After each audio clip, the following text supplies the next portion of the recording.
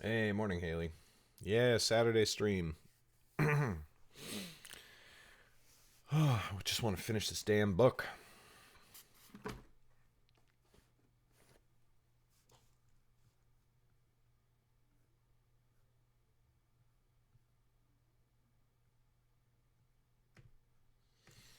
All right.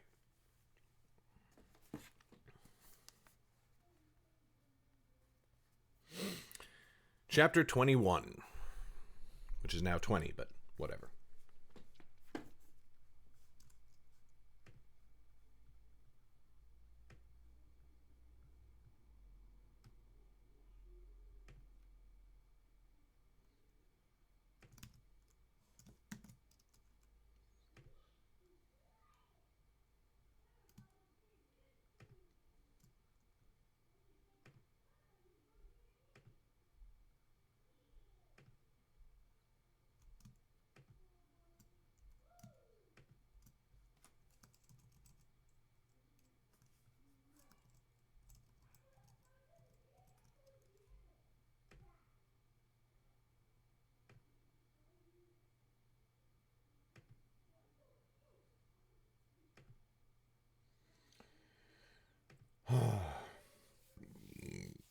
Excuse me.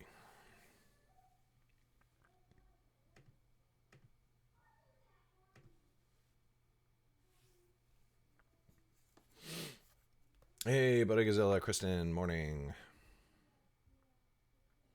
Twitch is so weird. It says there's 7 people watching, and then I click on the list of the viewer list, and there's 4 people. I'm like, so what is the truth?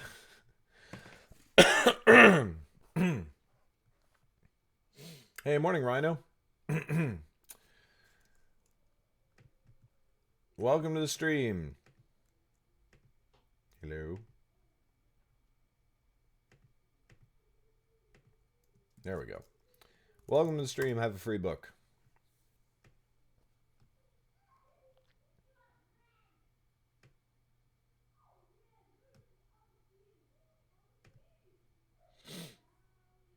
No, it's just because I just woke up. I did wake up like a little bit later than usual, so I've only been up for like 20 minutes, maybe 25. It's just that early morning combined with the last. You know how when you get sick and you are sick, you feel terrible and you whatever, but it doesn't necessarily manifest. And then when you're actually recovering, that's when you really start getting phlegmy and this, that, and the other thing. So that's the period I'm in right now. All right, here we go. Chapter 21. The discovery of a new spell, and one that actually seemed useful, filled Eben's days with joy. Whenever he could, he practiced spinning his mists. When he grew bored in Credel's class, in between reading books in the library and the common room outside his dormitory, all were perfect opportunities to steal away by himself and practice. And now he found himself wondering what else he might be able to learn. Suddenly his wooden rod seemed utterly unimportant. Oh, certainly he would need to turn it to stone one day, but why worry over it now when he could learn other spells instead? But not all this time was so joyous. Every so often thoughts crept in of the parcel he had delivered from Mako and his father. Despite sharing his worries with Adara and conversations he had had with Caleb and Theron, he could not help but wonder what he was now involved in. However unwilling he had been, if indeed he was part of some nefarious scheme, he doubted the King's Law would care that he had not asked to be involved. That sentence needs to be rearranged.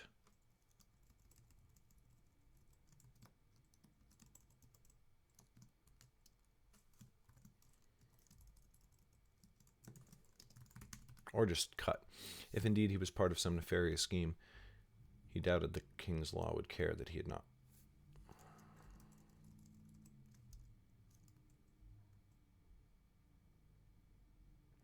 If indeed he was part of some nefarious scheme, he doubted the King's Law would care that he had not wished to be involved. Yeah, there we go. This is a reading stream, reading and editing. Reediting. Haha.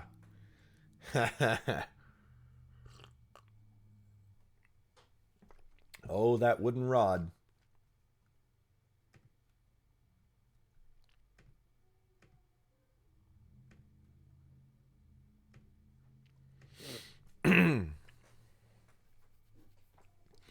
One morning he woke with an idea. He toyed with it all through Credell's class, turning it over and over in his mind. By the time of the midday meal, he knew he had to bring it to Caleb and Theron.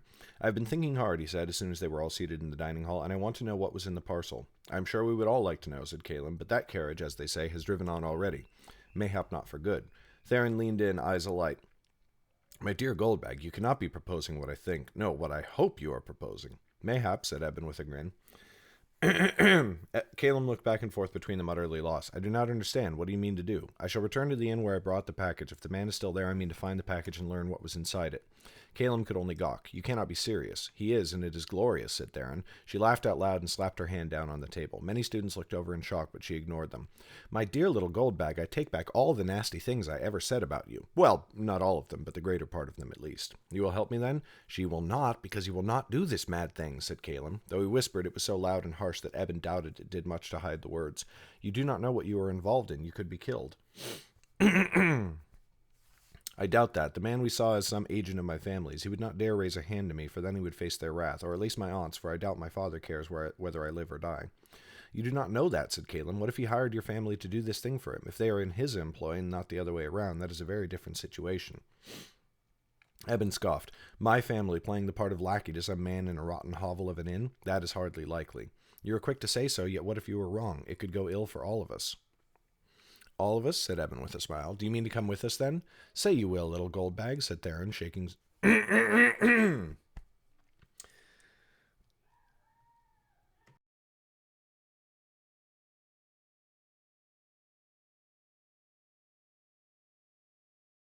"Say you will, little Goldbag," said Theron, shaking Caleb's shoulder.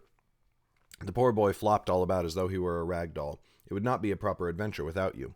"I do not want it to be a proper adventure," whined Caleb, shoving her hand away. Eben leaned in closer. "Think, Caleb. You have heard rumors of my family's doings, have you not? It seems I am being drawn into them, though I did not will it. Will you not help me fight off their influence?" "I do not mean to grow up and become another agent of whatever mischief my father wishes to get up to."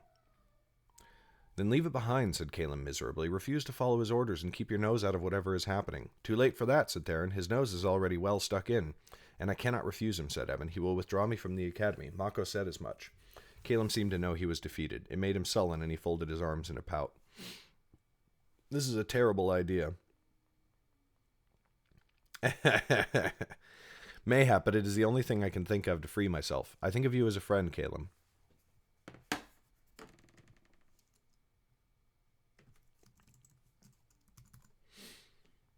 "Mayhap, but it is the only thing I can think of to free myself. I see you as a friend, Caleb, a true friend. Will you help me?" The boy rolled his eyes and looked around. "Of course I will, you idiot." Eben and Theron cheered as they embraced him. That night, Eben met his friends in the hall outside of Caleb's common room. Hold on one sec. I gotta plug in my headphones so it doesn't keep dinging.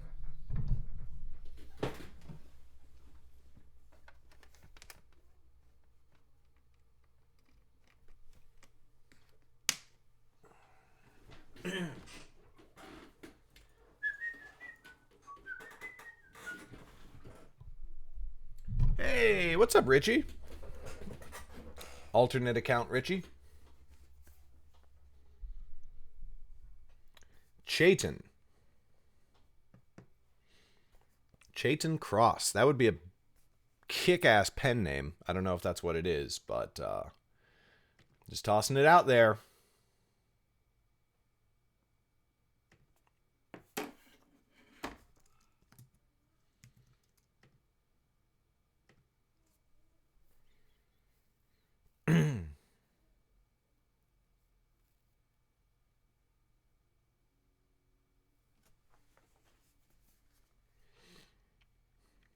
I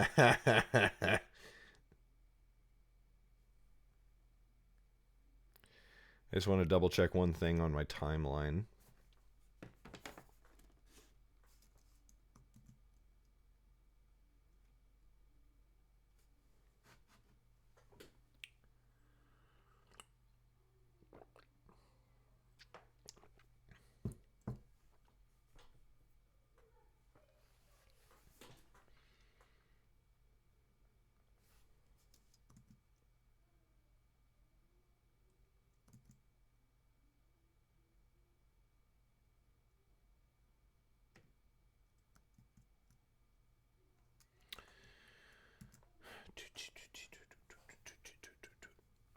Yep, Mako.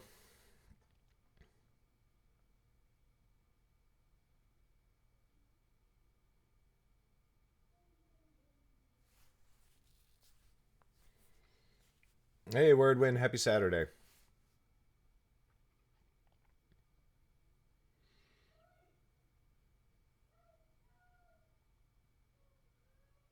Ha ha, Polo.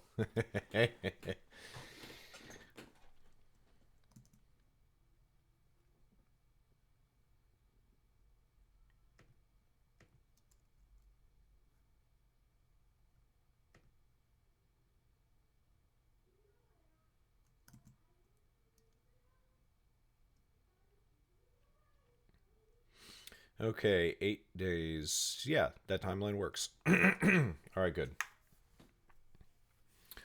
That night, Evan met his friends in the hall outside of Caleb's common room.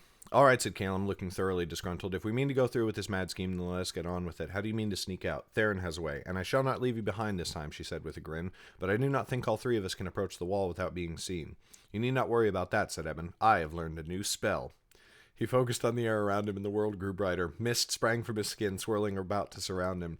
Soon he could not see the others, though he could still sense them standing close. His chest swelled with pride, but then he heard Caleb and Theron burst into raucous laughter through the mist, which they swiftly hushed. What? Said Eben. What is it? Hey, what's up, Disney? Thanks for the host. Eben, you look ridiculous, Theron managed to choke out. Stop that foolish spell at once. He did not understand, but he let the image of the mist slip from his mind. The world darkened and the fog receded. Caleb still clutched a hand to his mouth, his eyes bugging out from laughter, and Theron's dark face had darkened further as she fought to remain silent. Do you not think the Academy's attendants would notice a perfectly student-sized cloud of mist scuttling about the halls, said Theron. It practically held to your limbs. You were as inconspicuous as a two-mast ship falling through the ceiling of the High King's palace. It looked like this. Caleb's eyes glowed, and mist sprang into being around him. But it held only a few fingers away from his skin, so that he was like a little boy made all of fog. He crouched and slunk down the hallway in a low run, head swinging back and forth as though looking for pursuers. Theron clapped both hands to her mouth again and nearly fell over, laughing. Eben's cheeks were burning, and he looked down at his shoes. Stop that. It is easy enough for the two of you to mock me. You have been here for years. Caleb let the mists die away, and Theron put a comforting hand on his shoulder, but they could not hide the glints in both their eyes. Indeed, it is unfair, said Caleb. I am sorry, and you should be very proud of how quickly you have learned the spell for mist. But on this outing, at least, I think I should be responsible for concealing our escape. Very well, grumbled Eben, then let us get on with it. All right, Bodegazilla. He led them through the halls and then down the wide staircase to the front hall. Melly was there by the door. She straightened in her chair and fixed them with wide, suspicious eyes, but Eben only gave her a little wave and turned around, heading back down the hallway to the white doors leading outside. Turn left, said Theron. We should leave by the eastern doors, for I need to use the sheds. Eben did as she said. Eastern doors, yes. Eben did as she said, and soon they had reached the training grounds outside the citadel. A few other students stood here and there in pockets, scarcely visible in the dim light. There, too, Eben saw Gia and the other instructor he had often seen on the training ground, speaking with each other as they strode down a path.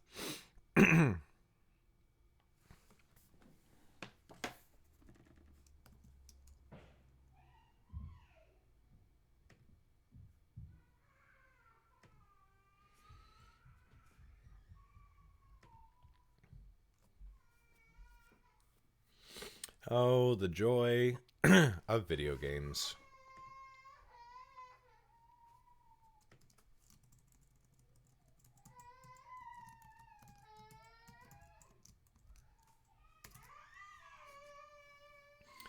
I have to go make sure my kids aren't killing each other.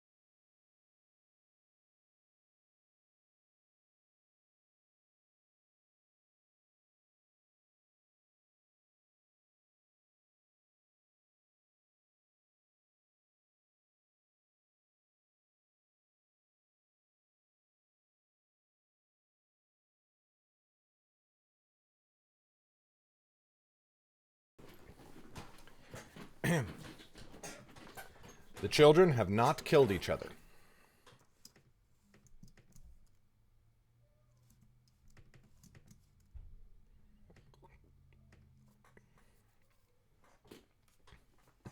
We shall have to wait for Gia and Dasko to pass, muttered Caleb.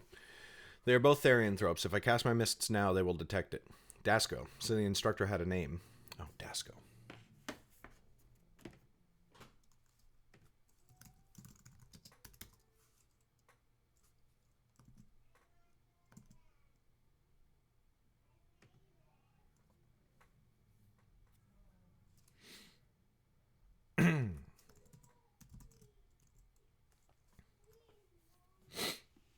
Gia saw Eben and gave him a nod, which he returned, but the two instructors took no other notice of them. Soon they had vanished around the corner of the citadel. Eben waited a few minutes just to be safe and then gave Caleb a nod. The boys' eyes glowed and mist filled the air all about them. Eben heard a few muted sounds of surprise from the other students in the training grounds, but the three of them were already running for the wall. He would have run straight into it if Theron had not stopped him with a quick hand.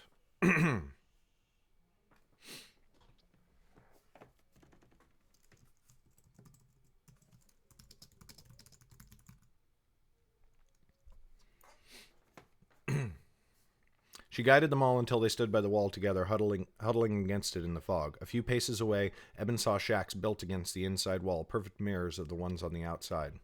I will go first, said Theron. The sheds are easy and will give you a sense of how to make the landing. If I am atop them first, I can help steady you. Then we get to try the wall. That will be the fun part. I doubt it, said Eben. He remembered the sickness in his stomach when he had stood upon the library's third-floor balcony and shuddered. Up we go, then, said Theron. She crouched, eyes glowing, and then with a leap she vanished into the air.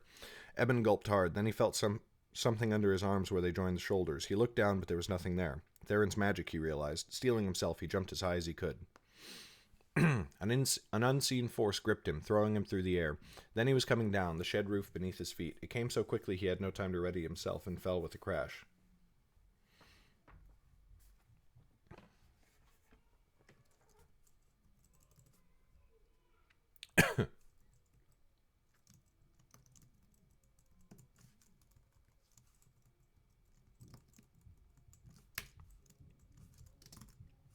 It came too quickly and he fell with a crash. Soon Theron had gripped his arm and hauled him up. All well? She said. Eben nodded, a bit shaken. A moment later, Caleb came flying through the air to land beside them both. The next leap will be harder, Theron warned. Be ready to grip the wall with all your might.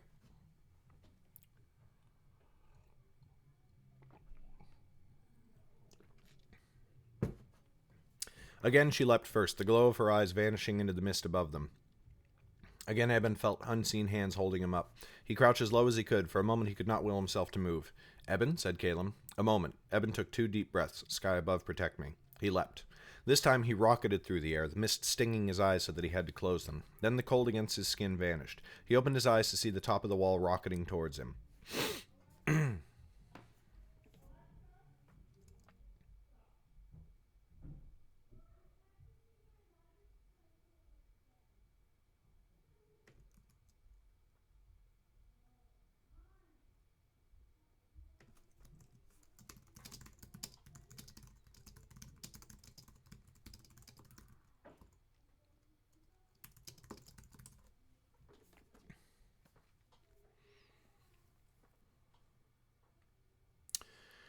He could see he would not clear it. Panic froze his limbs. But then his chest struck the wall's lip, and on instinct he reached forth to seize it. His elbows barely cleared the edge, and his shoes scrabbled uselessly against the wall as he tried to help himself rise the last pace.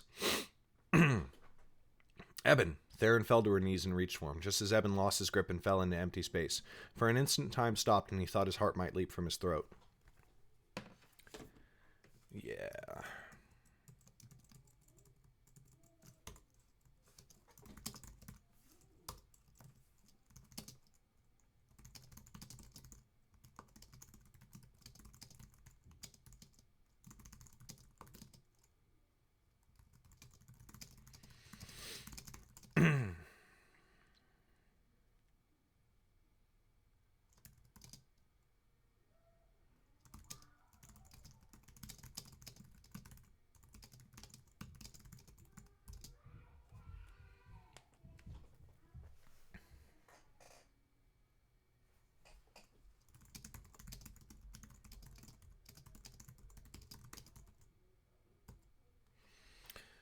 He could see the world in perfect detail, the horror in Theron's face plain despite the glow in her eyes, the rough texture of the wall sliding away under his hand, his robes fluttering in the air that rushed past him.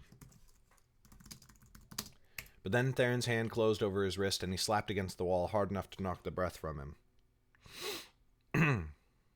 Theron swung him one way, then another, and her eyes glowed again.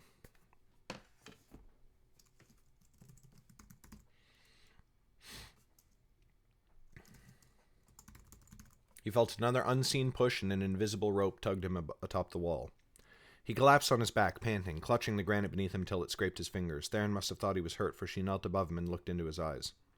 "What is wrong? Are you injured?" Eben could not speak, but he shook his head. She grinned at him. "I would wager you never thought the academy would be like this, Goldbag. Come, Calum is waiting and likely wondering what we are up to." She stood and went to the edge. Eben closed his eyes, willing the world to stop spinning. "Aye!" Calum screamed as he landed beside Eben. He cleared the lip easily and landed face down. Like Eben, he seized the wall's top as though he might never let go. "My apologies," said Theron. "You are much lighter than either of us. I may have brought you up too quickly." "Yes, you may have," said Calum, voice shaking. "I cannot go back down," said Eben, voice breaking on every other word. "What?" said Theron. "I cannot do that again. I cannot move. Please, please, I cannot." Calum pushed himself up to a sitting position and looked ruefully at Theron. "He deals poorly with heights. I had forgotten." Theron shook her head and rolled her eyes. "Come now, Eben, it is only a little jump. Going down is much easier, for I do not have to lift you, only stop you from falling to your death." Eben's limbs shook harder. Calum, still sitting, slapped Theron's leg. "Leave off, Theron. Can you not see you are frightening him?" "It is not her, Calum," said Eben. "Look how high we are. I was mad to think I could do this." Calum came crawling to Eben's side. "Come, Eben, you must go down one way or another. It may as well be on the outside rather than into the training grounds again. I cannot move. Tell one of the instructors I am here. They can lift me. I care not if they punish me or even expel me. I cannot move, Calum." Calum frowned and put a hand on his shoulder. "But you can, because you must, and because you were right before. Your family has some evil work afoot. We can put a stop to it, but not without you. Come, my friend, sit up first, then we will take the next step." Sit up. Sit up. That seemed easy enough. I don't know if I need the double sit up.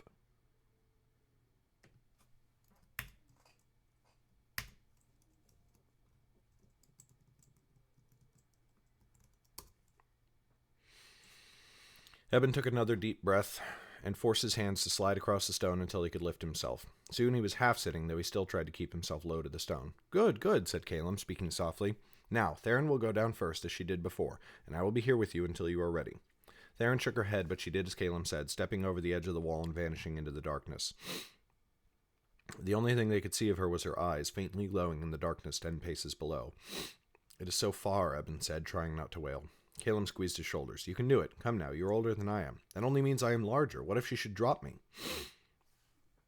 "You heard her. Going down is much easier than going up. If it helps, I will push you. If you do, I will pull you with me." They both chuckled, though Eben's came forced.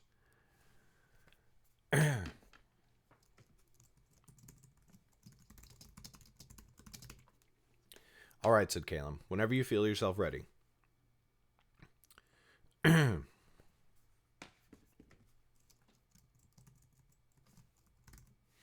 Eben stood closer to the edge of the wall. It was just there now, right beside his hand. He did not even have to jump. He could simply fall. His heart still hammered in his chest, and spots of light danced before his eyes. He thought he might faint. That would get me off the wall in short order, he mused. The thought summoned a bitter laugh.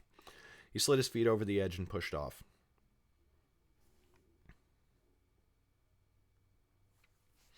Panic seized him again, but this time it did not matter, for Theron caught him. He could see her as she drew closer, the glow in her eyes brightening, hands held up. He slowed the closer he drew.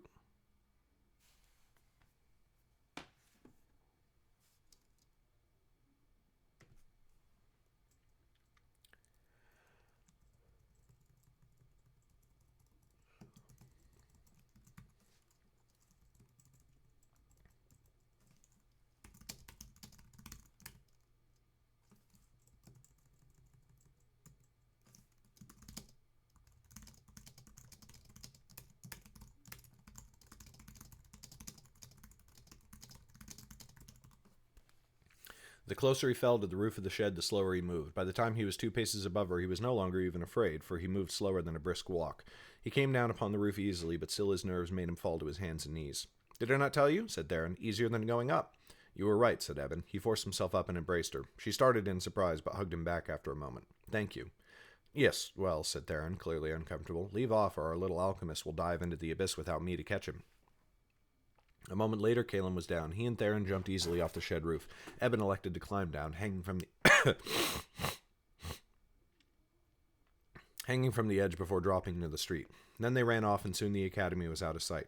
They had come over the east wall, and so they ran in a wide loop until they were heading west again. As they went, Caleb looked about in excitement. His young face glowed with a silver tint in the moon's light. This is terribly, terribly stupid of us. We could get in a great deal of trouble, or even be expelled from the academy. It is all rather exciting. I fear we have proven a poor influence on our young friend, Eben, said Theron, teeth flashing in the dark.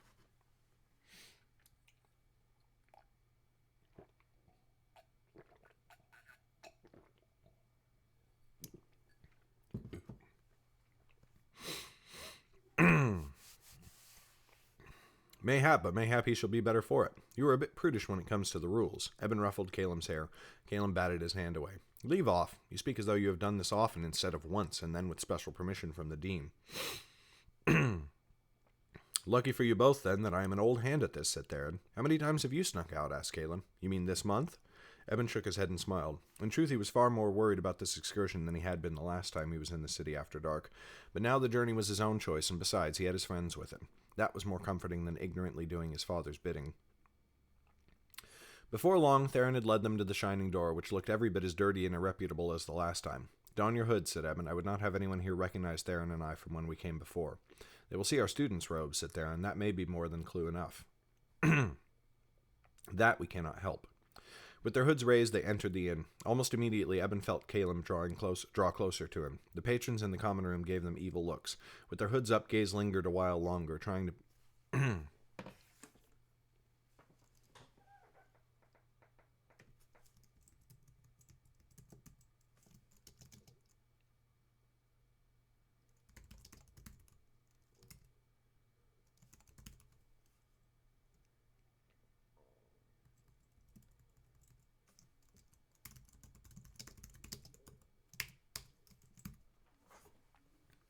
With their hoods up, gaze lingered a while longer as some tried to recognize their faces. See their faces.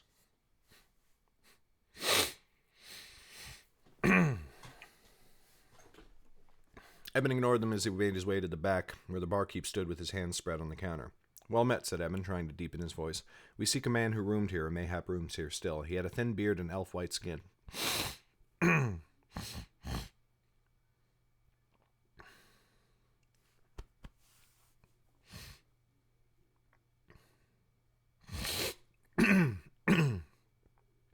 When last I saw him, he wore blue and gray. I know many men, said the barkeep, and it does me no good to discuss any of their business. Shove off. Theron tensed beside him, but Eben put a hand on her arm. From his purse he drew a gold weight, sliding it to the barkeep. The man eyed the coin for a moment, but he did not move. Eben sighed and extracted another, placing it beside the first. This is all you will get, and it is more than a fair price for loosening your lips. The barkeep scowled, but he took the coins and tucked them into his pocket. The one you seek is not here.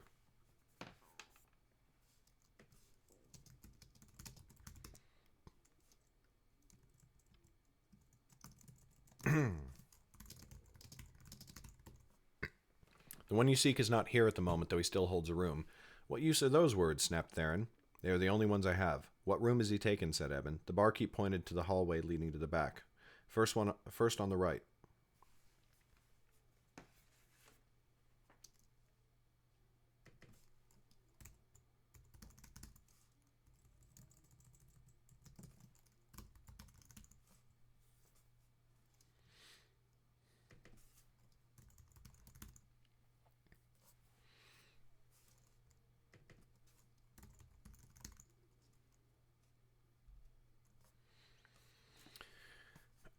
The innkeeper pointed to the hallway leading to the back. First on the right.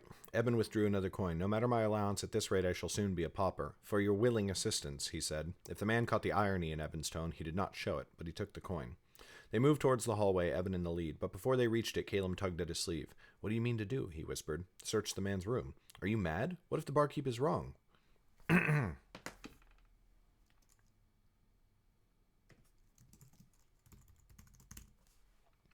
What if he is here and even now slumbers within? Well, if he is slumbering, then we shall have no trouble. said Theron brightly. "Unless he wakes, or unless he does not slumber and is sitting there waiting in lamplight until some foolish academy students come bumbling into their deaths." Calem's voice rose with each word until he was nearly screeching, though still in a whisper. "Our only other choice is to turn back and make for home," said Eben. "That seems an excellent idea." "For cowards," said Theron. "I am going," said Eben. "Calem, if you wish, you may withdraw. We shall find you on the street in a moment." Calem looked as though he might, but then he peered about the room. Many eyes were now upon the three of them, for they stood in the middle of the...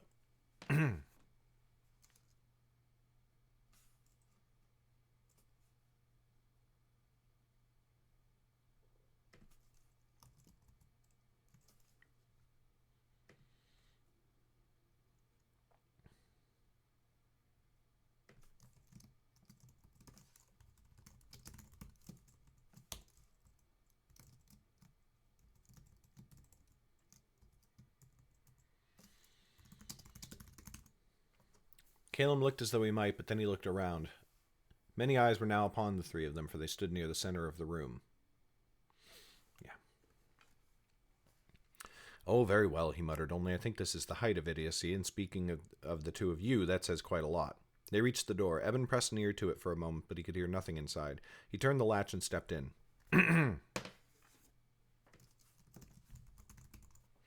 The door gave a long creak as it swung slowly open. There were no lanterns within. The only light came from the common room itself, and that was too dim to reveal anything. He squared his shoulders and stepped across the threshold. The room was dead silent. Theron and Calem's footsteps sounded like thunder as they...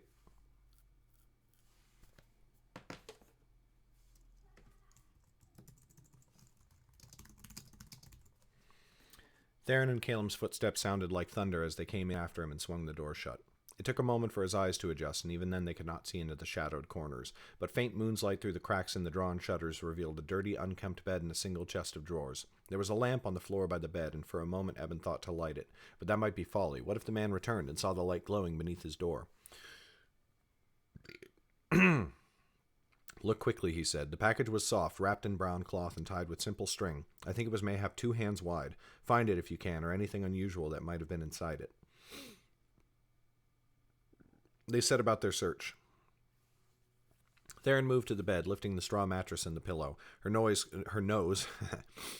coiled in disgust. Eben understood why as he dropped to the floor and searched under the bed's frame. The floor smelled of something untoward, a smell he could not place and did not like, but there was nothing underneath except some rubbish of paper that held no words. But from the chest of drawers, Calem whispered, "Eben." Theron went to him at once, and Eben joined her a moment later. In the bottom drawer of the chest was the brown cloth parcel. Eben recognized it at once. "That is it," he said. "Open it." "Why should I?" said Calem, voice shaking. "You open it." Eben reached for it with shaking fingers and undid the string. The brown cloth fell away, but in the darkness he could not see what lay within. He reached for it and drew it out, holding it under the moon's light. It was a tabard, that was plain, white with gold edges and large enough to be worn over a suit of plate armor, or mayhap chain if the wearer were particularly large. It covered chest and back and upper arms as well, and a lifetime of wealth told him the cloth was very fine. But more importantly, upon the breast was displayed a sign, a 4-pointed star with a red gem in the middle. Eben knew he had seen it before, but it took him a moment to place it. When he did, his heart skipped a beat.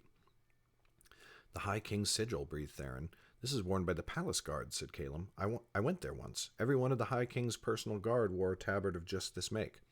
Why would I have been asked to deliver this? And to a man like the one we saw in such a flea-ridden place, said Eben. "Mayhap there is more to be found," said Theron, and she returned to the drawer. But just as Eben was about to join in her search, a sound made him freeze. The door's latch turned, and before he could tell them to hide, it flew open. There in the doorway, wreathed in the lamplight from the room beyond, stood the pale man with the thin beard. Dun, dun, dun! Done chapter. Is what I was saying there. It was dun, dun, dun chapter. Done chapter. Because the chapter was done. Or should I say, the chapter was done, done, done. Because it's a done, done, done chapter. Somebody in chat has to laugh at the joke before I stop telling it over and over again. No? Nothing? Screw all of you. Thank you. God almighty. Tough room tonight. And boy, are my arms tired. Chapter 22. Caleb gave a sharp cry and stretched out his hands. His eyes glowed and a thick mist filled the room. At the same time, Eben leapt forwards to drag Theron back from the chest of drawers. Together, the three of them pressed back into the room. Eben did not know what to do, but he knew that trying to escape through the door would mean death. Death? No. Capture. Theron tore from his grasp and he lost his grip on Caleb. Then a form came forward through the mist, wiry hands grasping at empty air. The man, he seized the front of Eben's robe and dragged him in. Even so close, the mists were too thick to see his face. Help, cried Eben. He tried to strike the man.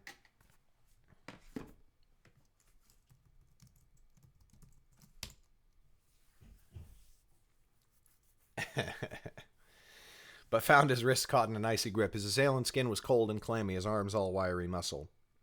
The other hand released Eben's robe. Then Eben heard a snick, a drawn dagger. The steel flashed in the mist as the man brought it high, ready to plunge it into Eben's heart. Then something invisible struck.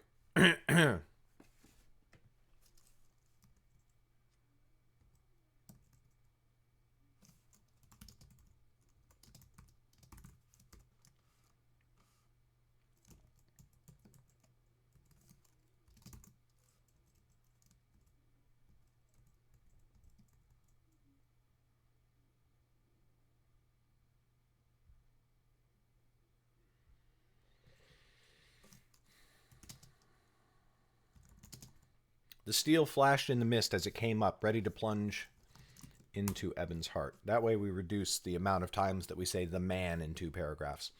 Then something invisible struck the man. His head flew back and he dropped the blade. His ankle flew high, flipping him upside down. Eben had seen it before when Lilith had attacked him in the tavern. It was Theron's magic. Run, she cried. Eben ran for where he thought the door was, but he misjudged and struck the wall instead. A small form crashed into his back. Caleb. Eben grabbed the boy, and together they pressed through the door into the hallway beyond. Theron was there, but she did not waste time with words. Together they fled through the common room. The innkeeper. The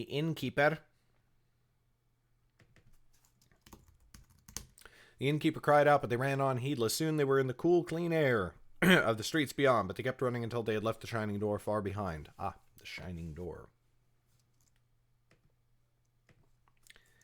The shining door in.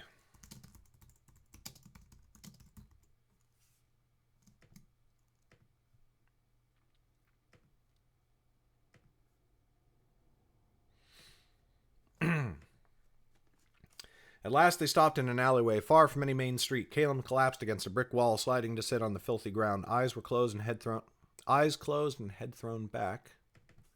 He cast down his hood. Did he see us? Said Eben.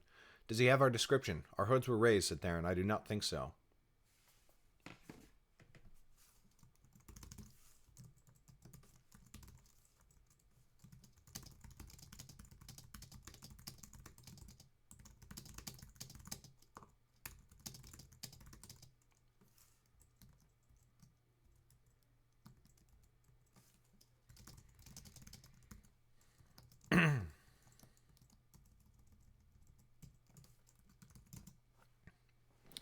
Our hoods were, did he see us, said Theron. Does he have our description? Our hoods were raised, said Eben, and though he held me by the wrist, I could not see his face in the mist. I think we are safe. Caleb's panting slowed at last, his gaze fixed angrily on Eben. Safe? You nearly got the 3 of us killed. How was I to know he would return while we were in his very room? All right, Haley. How could you simply assume he would not, said Caleb. He meant to kill us. Can you imagine if he did? Imagine your parents...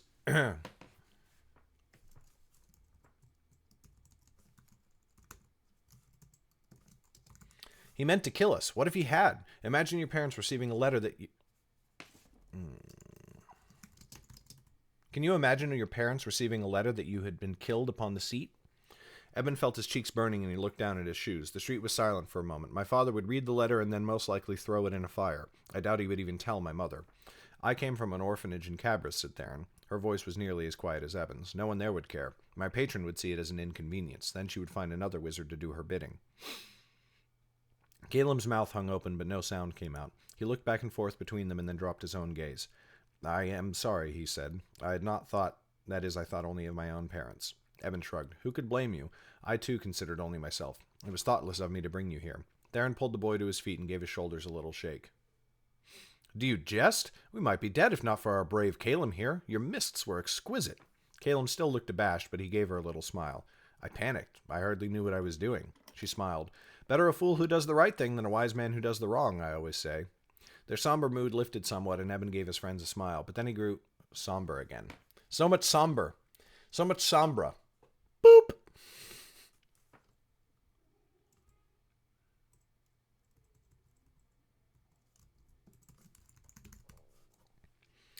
Then he frowned again. I only wish we had learned more.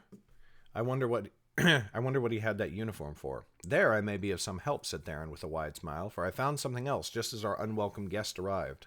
Her hand vanished into her robes. A moment later she drew forth a parchment and unfurled it. It was a map of the Great Bay and the High King's seat with marks and symbols scrawled all across it. They made their way back to the academy as quickly as they could, and Theron helped them over the wall once more. Again, Eben found it a harrowing experience, but already it was easier than the last time. After sneaking into the citadel, they went to the common room outside Caelim's dormitory. The younger children had all gone to bed, and they huddled together over a table to study the map by firelight. Thank you, Haley. I appreciate that. The seat itself took up most of the map, though Selvin's coast was depicted to the west. The docks on the east and west ends of the island were drawn in more detail than the city itself. Near the western docks, many ships had been drawn in dark blue ink, while near the eastern docks were more ships drawn in red. From the High King's palace were drawn lines in blue and red. Tracing through the city and out to the docks to meet the ships of the same colors. What does it mean? Said Caelim softly. I do not know, said Eben. It looks like a route from the palace to the docks, to ships waiting. It could be, said Theron, but look here. She pointed, and Eben saw a smaller drawing that had escaped his notice. To the south of the eastern docks, on the very southeastern tip of the island, was a smaller ship, more of a boat. A rough cave had been sketched around it, and they were both enclosed by a red circle. None of this means anything to me, said Eben. I know little of ships and sailing. Yet the drawing seemed more concerned with the island than with the boat, said Theron. Caelim's expression became grave. Mayhap this is some plot. Have you heard the tale of the Lord Prince in his youth? Some bandits captured him and hid him in their forest stronghold, where they hoped to extract a mighty ransom from the High King. This may be some plan to do the same again, or something similar at least. I have heard that tale, said Eben, but it would be foolhardy now. His guard has been vigilant ever since, and he was captured upon the King's Road, not within the palace itself. A brash plan may succeed where a more timid one fails, if only because one's foes do not expect it, said Theron. And mayhap it is not the Lord Prince, said Caelim. Mayhap it is some other member of the royal family. Mayhap some king or young prince from one of the outland kingdoms. This is an ill finding. We should tell one of the instructors so that they may warn the palace. Theron cuffed the back of the head. The back of his head. The back of the head. The random, disembodied, unidentified head that appeared in their midst. Think. How could we tell them we came by this information? What is your plan? To go to Gia and say, Pardon me, instructor, but I snuck out of the academy after nightfall and found a plot to capture one of the royal family. Or...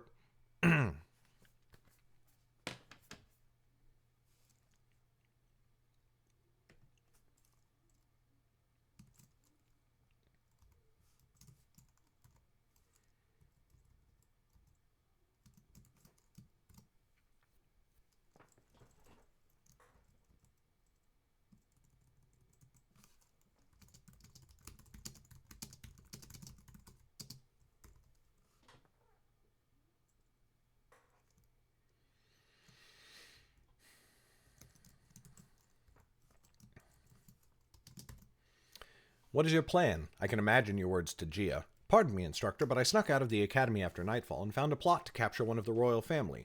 Or I think I did. You see, I am not sure what I found in truth. You would be put on the first ship home before you could finish the words.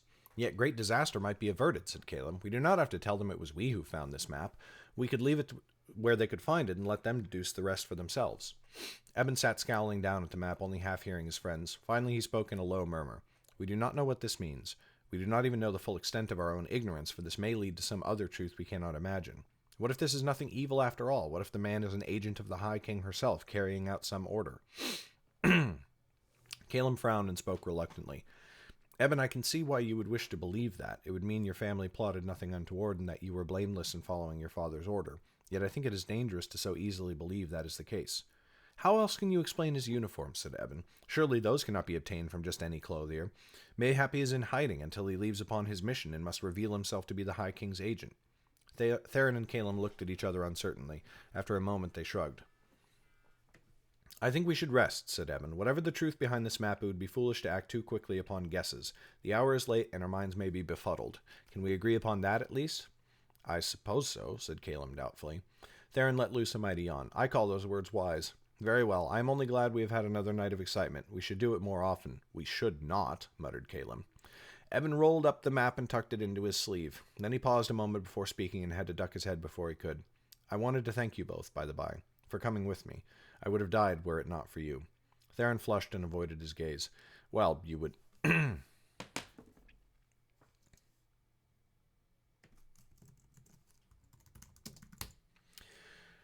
Well, you would not have been able to go were it not for me.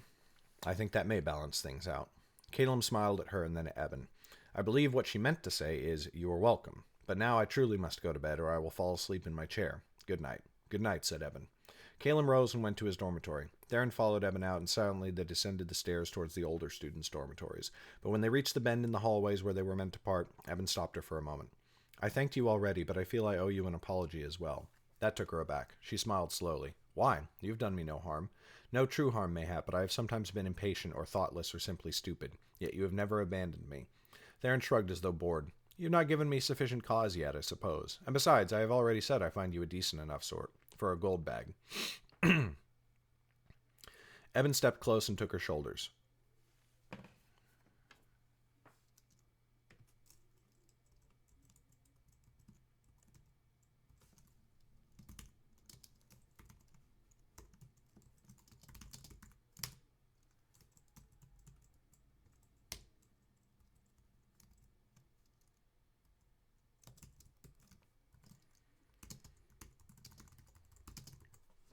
Evan stepped close and took her shoulders. He kissed one cheek and then the other before stepping away again. What was that? She said, eyes narrowed in suspicion. Her hand twitched as though she restrained herself from rubbing at her cheek, or mayhap striking him.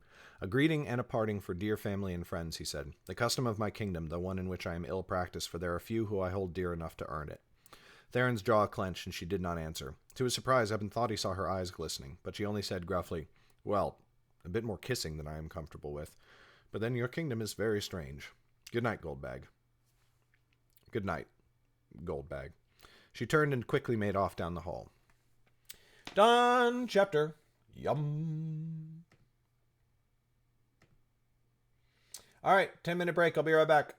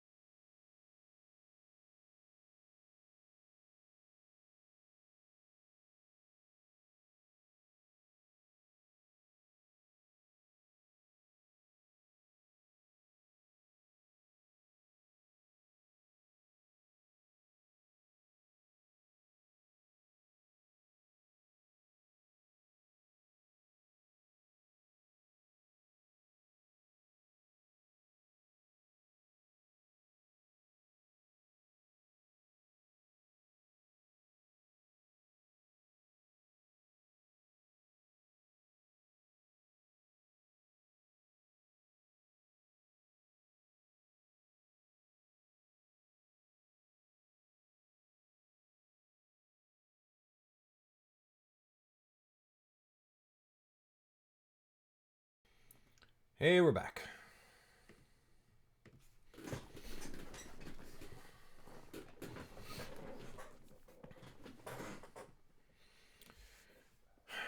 I plugged in my iPad. Be right back.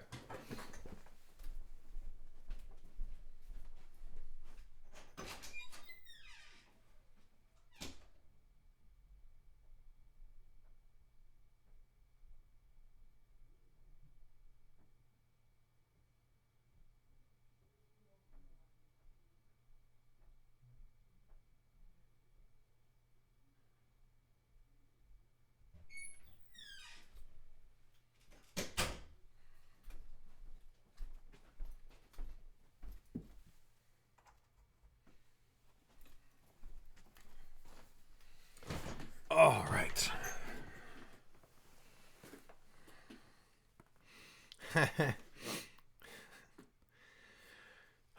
Always happy to scare people. All right, chapter 23, which is now 22, but whatever. Over the next few days, Eben met with his friends at every opportunity. During meals, they would sit together and discuss the map. Every afternoon, Eben would pore over it in the library with Caleb. Yet no matter how they tried to read the markings, they could find no further meaning in them. Once, Eben went to Gia and asked her if there were any special significance to the colors of red and blue when used in map making. She looked surprised at the question and launched into some explanation of how farmers use them to mark the rotation of crops through the seasons. Though Eben knew at once it had nothing to do with his own map, he found himself forced to sit and listen to the lecture. After he finally escaped and returned to Caleb, he slouched in his chair. I feel nearly dead from boredom. I can think of nothing but cotton and wheat and the best dates for planting them. Well, only I have mixed them up and would likely try to grow cotton in the dead of winter. Some days later, the three of them sat huddled together at the midday meal. All were silent, staring into their bowls, with no new ideas springing to mind. Eben had thought for so long upon the map that he imagined he could see it splayed out on the table before them. There is something we might do, said Theron slowly, though I doubt Caleb will like it. With such an introduction, how could I refuse to hear your plan, said Caleb, rolling his eyes. We could go to the docks and see what we might find to explain the marks, said Eben. Both Caleb and Theron gaped at him, but Theron spoke first. That is just what I meant to say. How did you know? I have thought the same thing myself, said Eben. I did not mention it before now because I thought that if even you had not spoken of it, it must be a terrible idea indeed. It is, hissed Caleb, leaning forwards.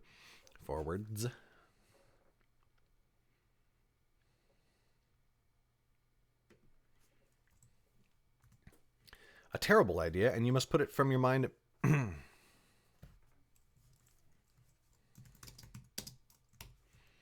It is a terrible idea, and you must put it from your mind immediately. Already you have nearly gotten us all killed.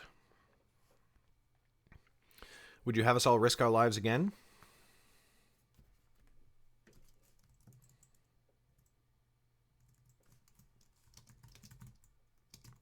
Do you wish to risk our lives again? I know no other way to learn the truth of the map, said Eben, with a shrug. And this is entirely different besides, said Theron. Before we went in search of a man who we knew or at least suspected was up to mischief. Now we are only going to see the docks. Mayhap we could go there during the daylight hours to further reduce any danger, said Eben half-heartedly. But he knew it for a poor idea and saw the same thought in Theron's face. Expression.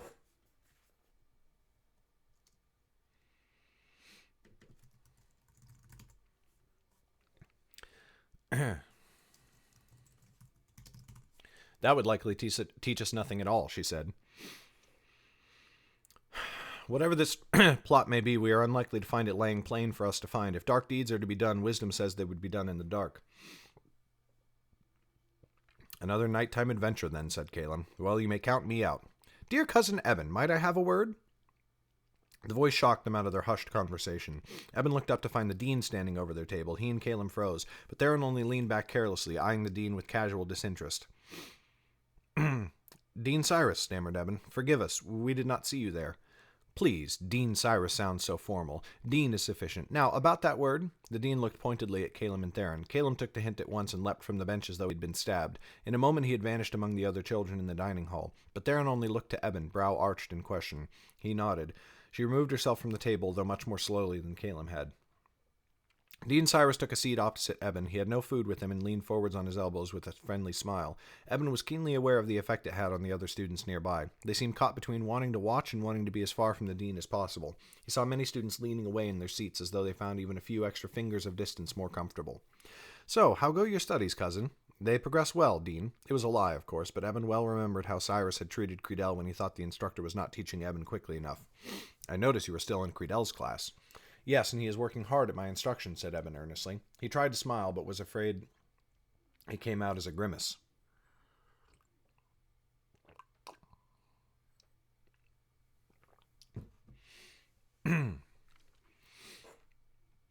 Clearly not hard enough, said the dean, sounding annoyed. A bright boy like you, and especially one so old, should have graduated his class already. I imagine he has you fooling about with that wooden rod trick. Yes, Dean, said Eben, ducking his head. Such a simple spell. The basest alchemists can perform it. Some students come to the academy already having learned it from a wizard in their homeland. You should be well past it already. I shall have to speak with Credel. I assure you that is not necessary, Dean, said Eben in desperation. The dean waved a hand airily. Think nothing of it, my boy. Your loyalty is admirable, but you owe nothing to an instructor who does not give you enough attention. Eben wanted to sink through his seat and into the stone floor, but he said only, Yes, Dean. Now then, what of our dear family? How fare they? Have you had any words with Halab recently? The dean leaned forwards, his fingers spread across the tabletop, and Eben caught a curious light in his eyes. Now we come to it, the true reason for this visit. Eben knew full well that the dean cared little for his studies, but he could not imagine why he was interested in Eben's correspondence with the family, unless... Eben's heart quailed with terror. Mayhap the dean was in league with his father, and whatever plot centered around the shining door. Mayhap they suspected Eben had been the one to attack the man at the inn, and now the dean was here to investigate the truth. He chose his words carefully. I have not spoken with Halab nor with any other of the family since I arrived here, Dean. Other than Mako, he thought. But if he was right, I think. And if not, Karen will definitely correct me.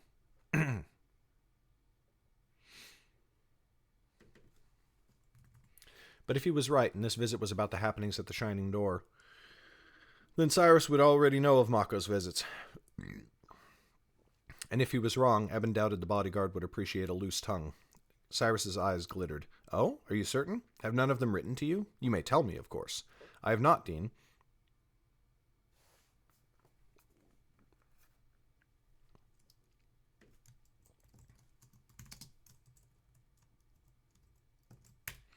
They have not, Dean. Honestly. Mayhap they've been too busy to write. Come to think of it, it was odd that he had not received a letter. Father would never have sent one, of course, but enough time had passed that Albie could have.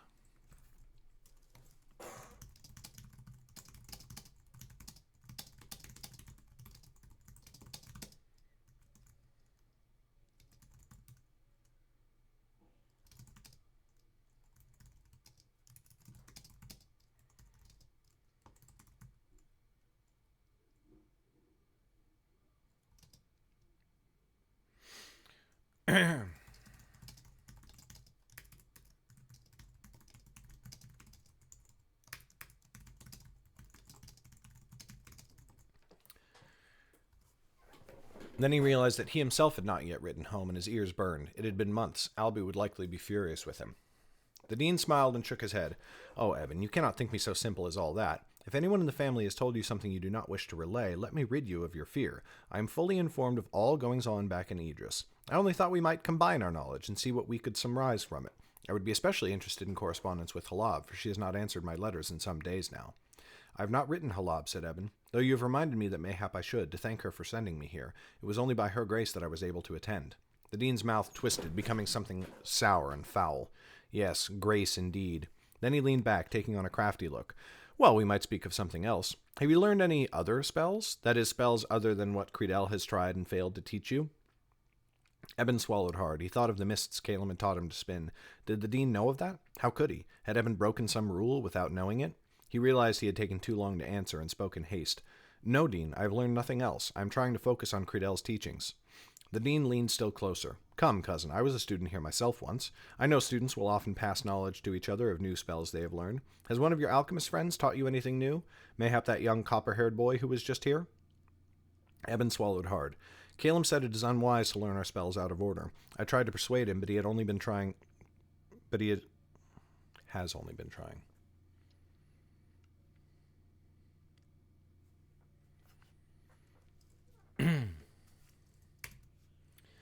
only been trying to help me learn.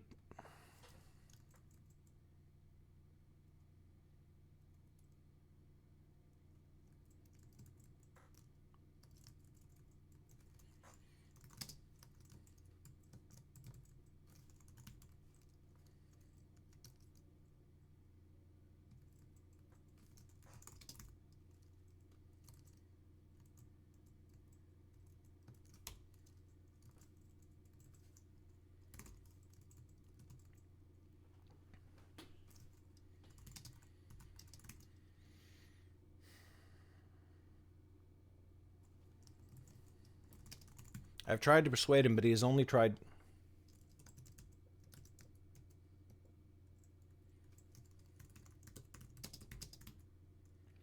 I've tried to persuade him, but he has only instructed me in the spell that turns wood to stone. Cyrus's expression darkened. His voice dropped to a whisper, one that Eben could barely make out. You would not do well to lie to me, boy. You could scarcely have a worse enemy in the academy than the dean. His pulse sang in his ears. His throat had almost gone too dry to speak. I'm not lying, Dean. For a moment they sat there, staring at each other. Then, abruptly, Cyrus leaned back. Very well. He folded his hands into the sleeves of his robe. His brows drew close, lips pressing into a thin line. I understand the urge to guard your friend's secret. As for our family, I ask you this. Should you hear from Halab again, please come and tell me at once. I will, Dean, said Eben earnestly. Cyrus stood quickly and swept off, leaving Eben wondering as to his meaning. He knew only one thing. The jaws of the trap were closing still, and he could not think how to free himself. Okie dokes. I have to use the restroom real quick. Be right back.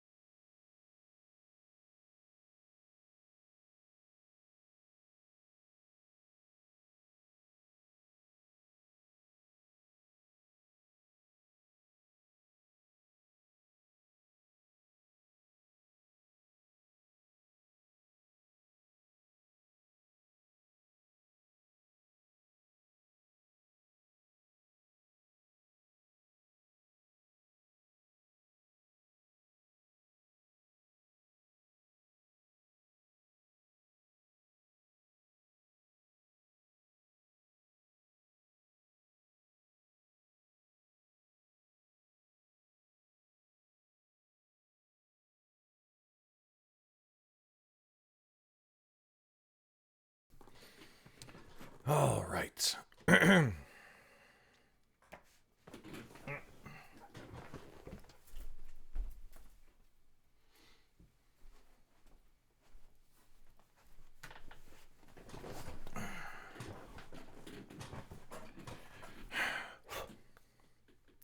Chapter 24. The next day, Eben was slumped against the wall in Credel's class.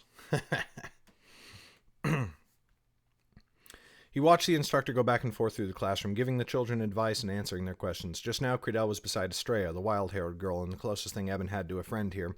The girl seemed to be on the cusp of transforming her wooden rod.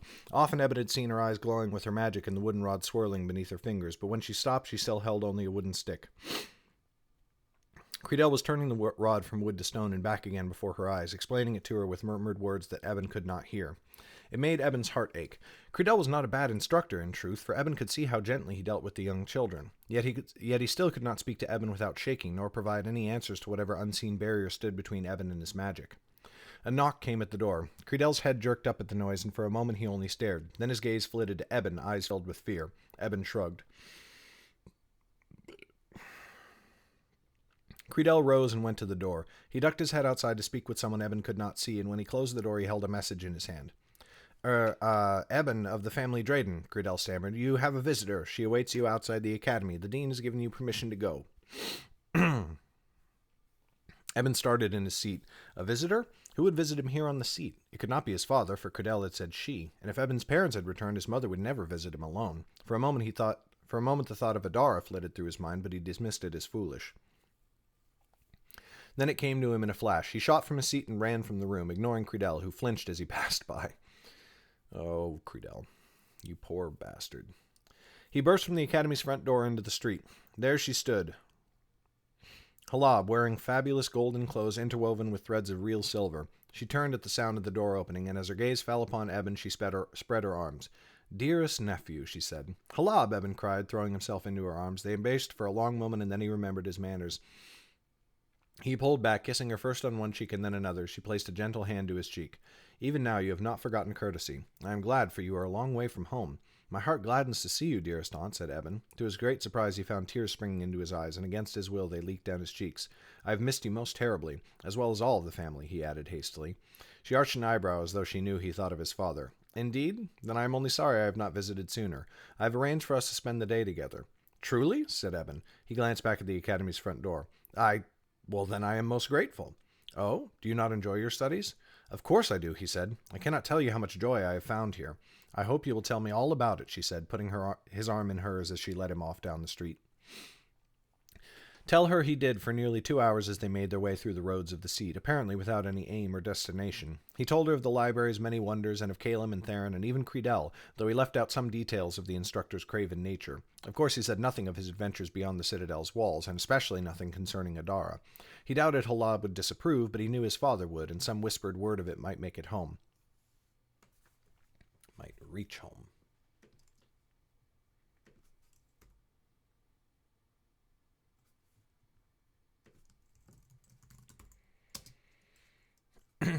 Best to keep that to myself, he thought.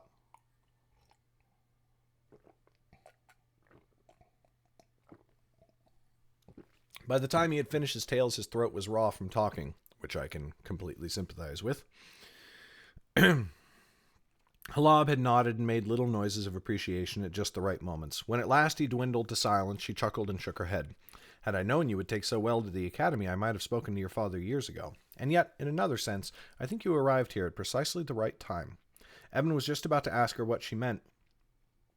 Eben was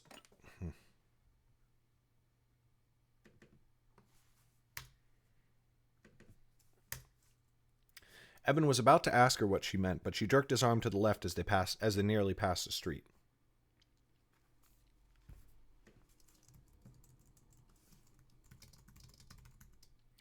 But she jerked his arm to the left and down a side street. Quickly, this way. We do not want to miss the beginning. The beginning of what? But before she could answer, the thunder of trumpets and bells tore the air asunder. The sound made Eben nearly jump out of his skin, but Halab stood steady, as though she had expected it. Looking around, Eben realized they stood scarcely a street away from the High King's palace. They were at the mouth of a main thoroughfare where it met the seat's greatest road, the one that ran straight west and east from the palace to the wide gates at either end of the island. A crowd had formed around them. As Eben looked up at the palace, resplendent in white and silver, its great gates began to swing open. An army marched forth. First, Eben saw many, soldiers on horseback, their mounts' hooves dancing gaily as they bounced in parade march. Behind these came more on foot, striding easily even in full plate. All of them wore tabards like Eben had found in the shining door, white with gold edges and the four-pointed star in the center, the sigil of the High King. After a time, the High King's army had passed, but after them came still more troops. These were tall and stern, their finely crafted armor polished until it shone, throwing the sunlight in Eben's eyes.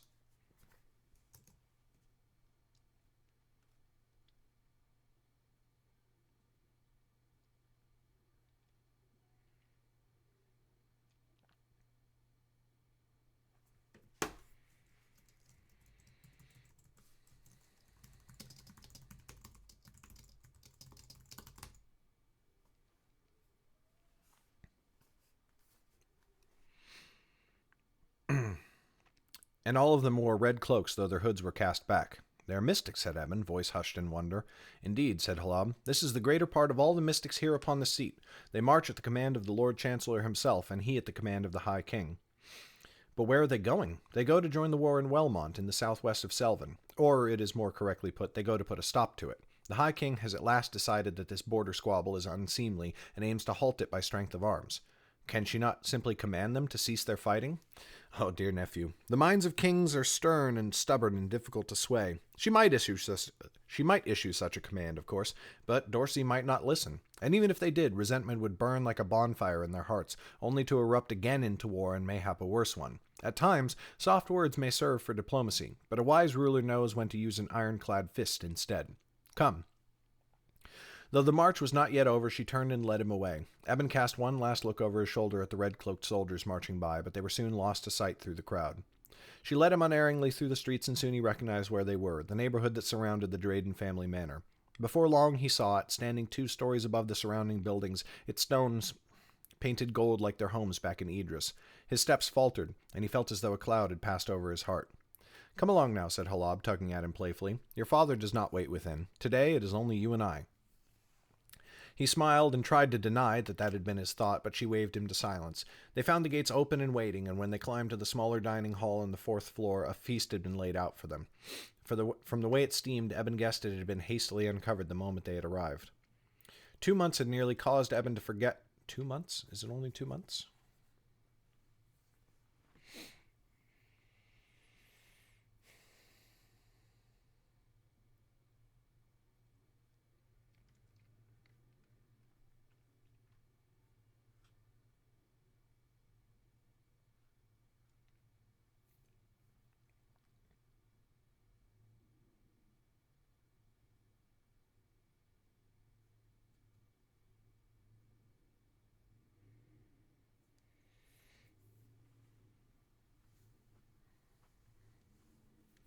It is not 2 months.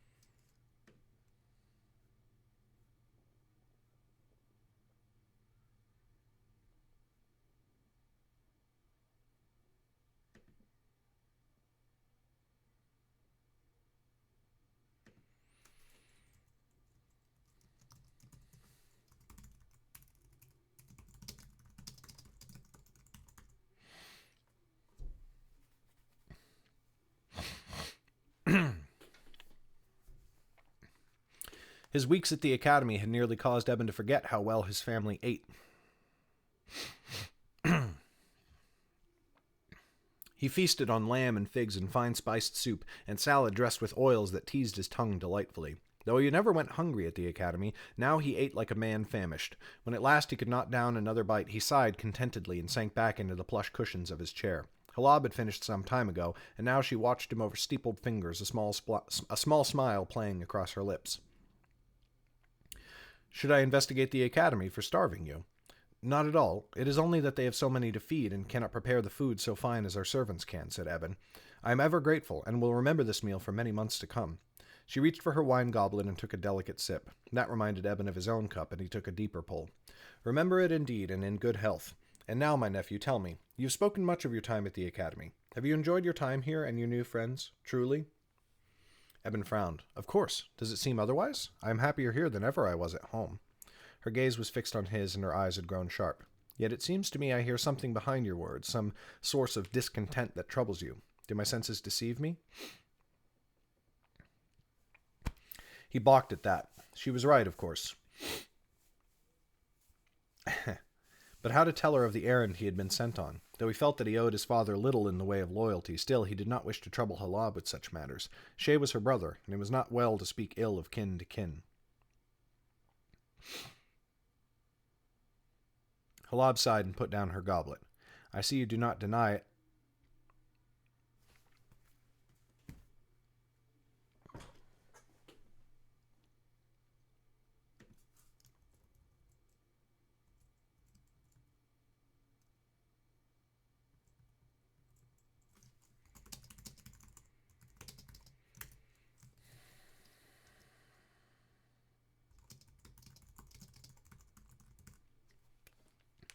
I see you do not deny it, but are reluctant to speak of it, which I understand. Let me, then, hazard a guess, for recently I have spoken with Mako.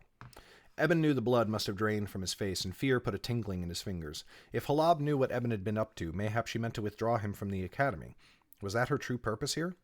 But Halab pressed on before he could answer her. He has told me that your father sent instructions, through Mako himself, to deliver a parcel for him. I know nothing more than that, for neither did Mako. Is this true? Yes, aunt, said Eben. His voice betrayed him and broke. She leaned forwards and patted his hand. There, nephew, do not worry yourself about such things. Though we may never know the truth behind your errand, do you truly believe your father would use you for some evil end? Surely you cannot think that badly of him. Of course not, Halab, said Eben. The words sounded hollow even in his own ears, and from the look in her eyes she heard it.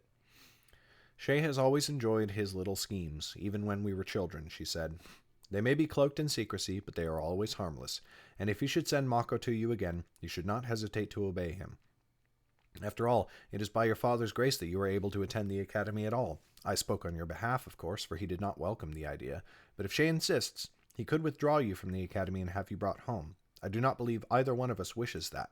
No, certainly not, said Eben, shaking his head quickly. Good, then serve your father as he wishes you to. It is a small price to pay. Now, I have had the attendants tending carefully to the...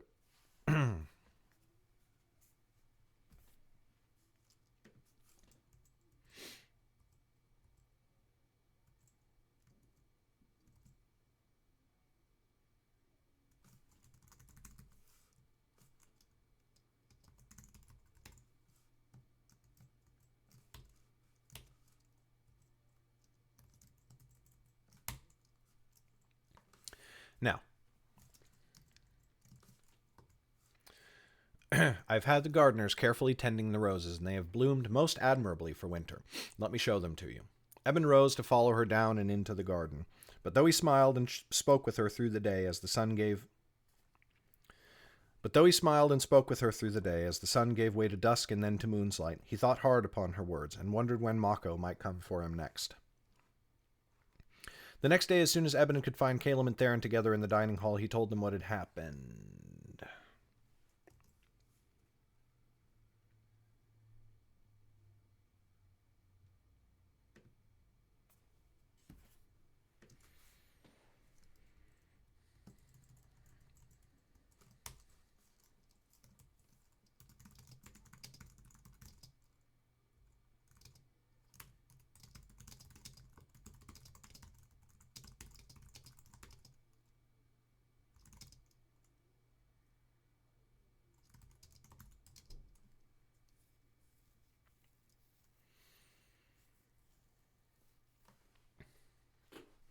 The next day, as soon as Eben could find Caleb and Theron together in the dining hall, he told them what had happened. At first, they were both keenly interested in the High King's army marching forth. Hey, Alex! But as he went on to tell them of Halab's words, their moods dampened. Caleb looked only bemused, but Theron looked troubled. I take this for good news, said Caleb. If you have done nothing wrong, then you have nothing to fear. A foolish notion, said Theron. Many heads have rolled free from bodies that committed no sin. I take this as a sign that something evil has indeed transpired, and your aunt seeks to distract you from it. Caleb looked confused. I thought you said your aunt was one of the kind ones in your family. She is, said Eben. No worse than me, certainly. Therefore I think you are half right, Theron. I think my father works some dark plot, but keeps it concealed from her. She is mayhap too loving, and cannot imagine any dark motive on his part. I only wish I knew what he is up to. You do not suppose anyone in your family knows what we have done, said Caleb, voice quivering. If that truth becomes known, I do not think that any of us will remain students here for very long.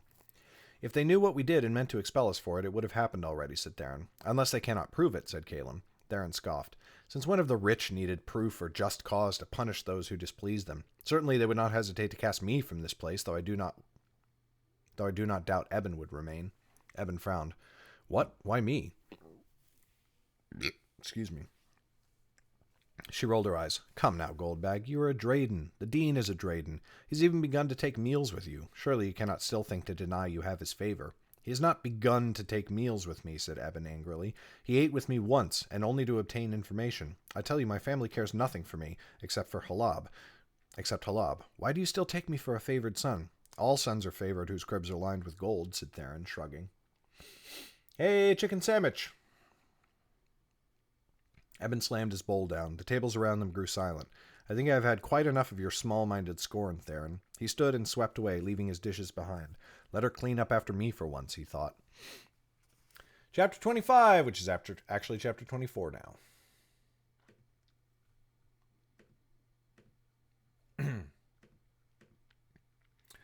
The next 2 days were terrible, as he was forced to avoid Theron in the dining hall and in the passageways of the academy. Whenever he saw her heading towards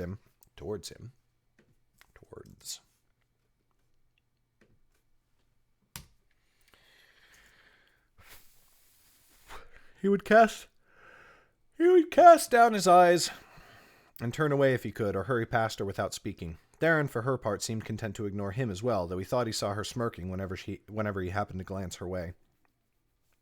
He still spent his days in the library with Caleb, for he had no gripe.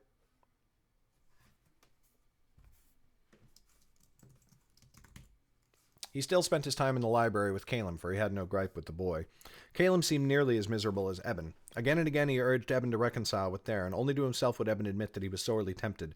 Theron and Caleb were his only friends here. But no matter what they went through together, it seemed she would never see him as anything more than some rich and pampered child, worthy only of her scorn.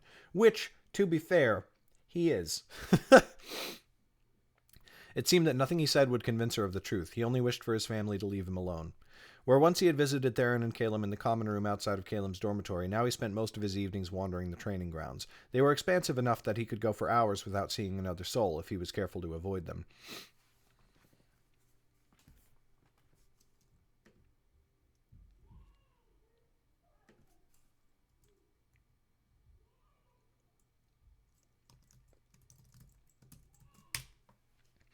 There were hedges and bushes planted for the purpose of separating different training grounds, into which Eben could lose himself easily.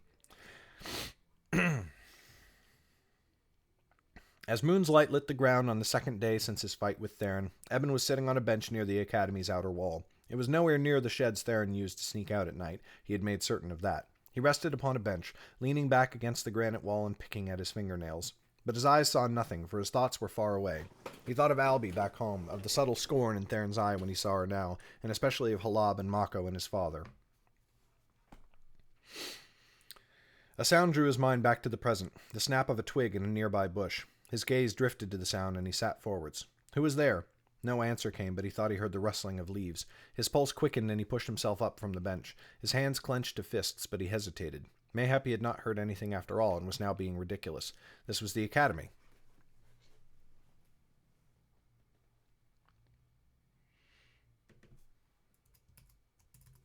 Who would attack him here?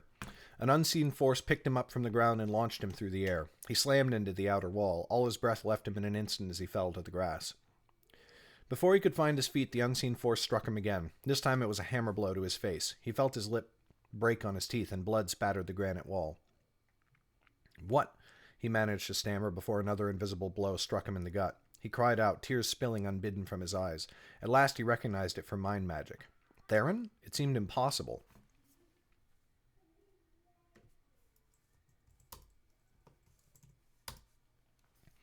She was angry with him, but not this angry. The force lifted him up to press him against the wall, and this time it held him there. Through glazed eyes he looked down, but it was not Theron before him. It was Cyrus. "You saw her," rasped the dean. Though his eyes glowed, Eben could see his hatred in the twist of his brow. "You saw Halab. You spent the better part of a day with her, and yet you did not tell me."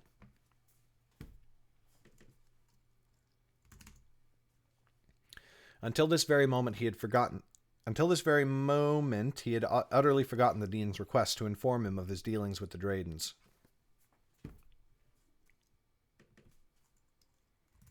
Now his mind spun, confused, clouded by pain. What?" said Eben.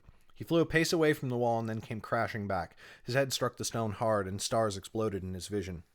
"Worthless whelp, did I not tell you? Did I not ask you, ever so kindly, to tell me if you spoke to our family? Yet you disobeyed.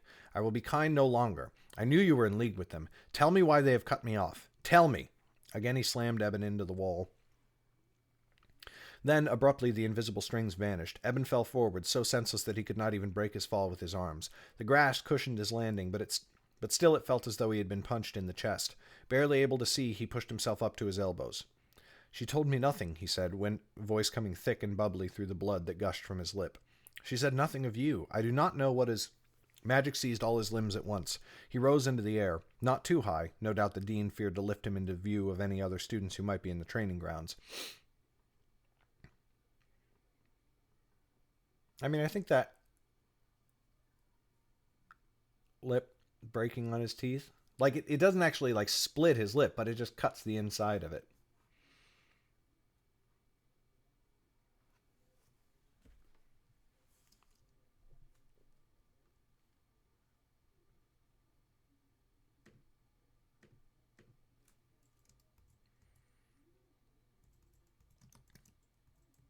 How about this? His teeth pierced his upper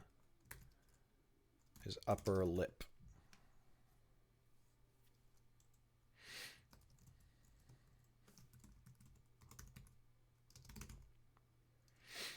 His teeth stabbed into his upper lip. That's a good one. Yeah, no, I see what you're saying.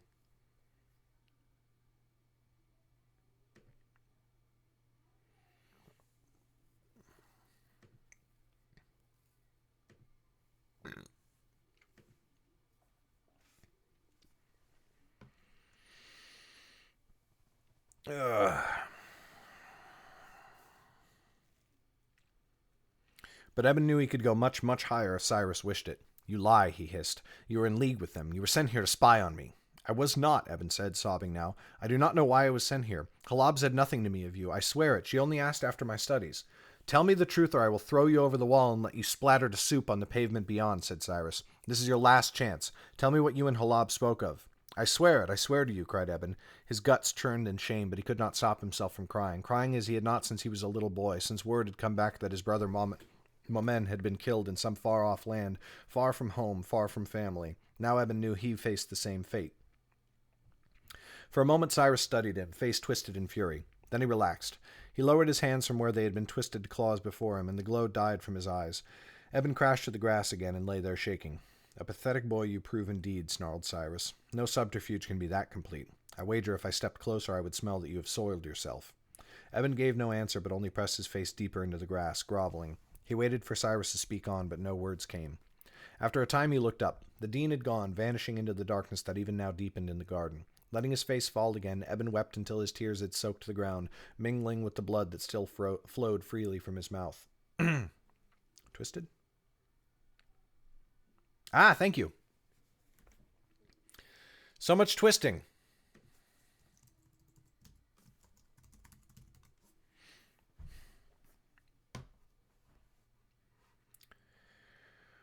He heard quick footsteps growing louder, and in a moment Hans seized his shoulders to roll him over onto his back.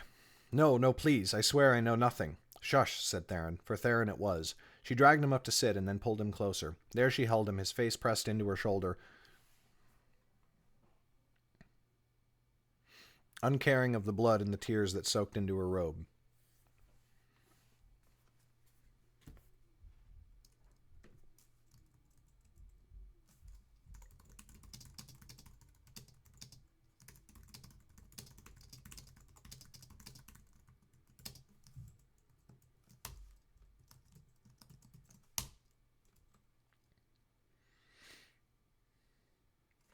There she held him, uncaring of the blood that soaked into her robe as she pressed his face into her shoulder. "Shush," she said again, and rocked him like a mother rocking a babe.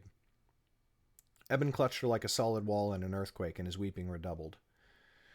It was a long while before his tears finally subsided. When they did, he sat back. To his shock, he saw Theron, too, was weeping. She tried to hide it at once, swiping her sleeve across her cheeks, but he could see where her tears had left their marks, and could just see the red of her eyes in the moonlight. "I saw him," she said, her voice shaking. "I saw it all. Forgive me, Eben. I wanted to intervene, but I was so afraid. He is the dean, and I... Forgive me." She clutched at him again, and he found himself comforting her in turn. "I forgive you," he murmured. "I would have been just as scared." "But you are not even trained," she said. "Mayhap I could have staved him off. If he had tried to send you over the wall, as he said he would, I would have torn down the academy to stop him." "I know you would," he said, pushing her back and looking into her eyes. "I know it. You are my friend, after all. Are you not?" In frustration, she pounded his chest with her fist, but gently. "A terrible friend I have proven to be, too craven to stand in your defense and too foolish to believe what you said about your family." "Ah," said Eben, forcing himself to smile. "So at last you believe me when I say I am no favored son of the Dradens?" "I should say so." "I should say so." Despite herself, she laughed and then swiped at her nose with her sleeve.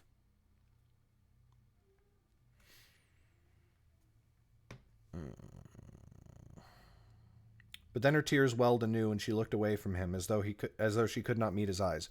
"Eben, I wanted so badly to help you, but I would have been expelled." "Yes, you would have," he said. "As I said, I might have done the same as you." "No, that is not all I mean," she said.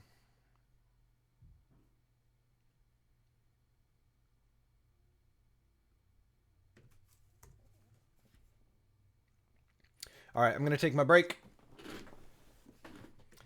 I will be right back.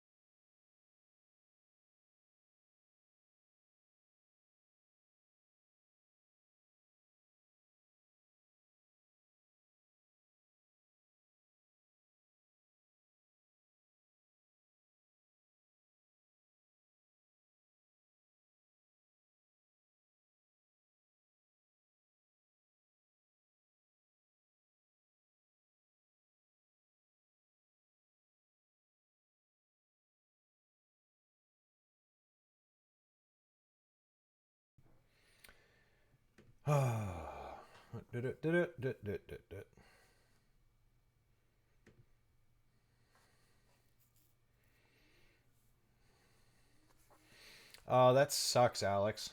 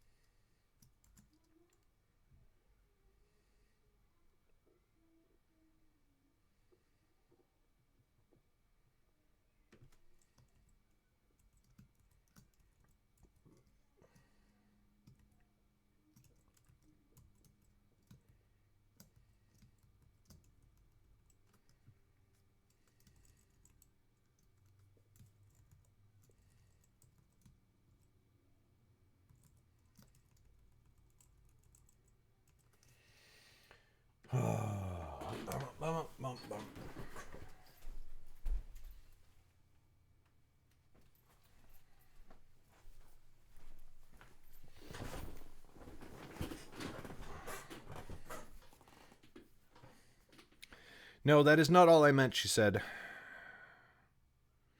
Eben, leaving the academy would be the worst thing that could happen to me. I fear it more than death itself.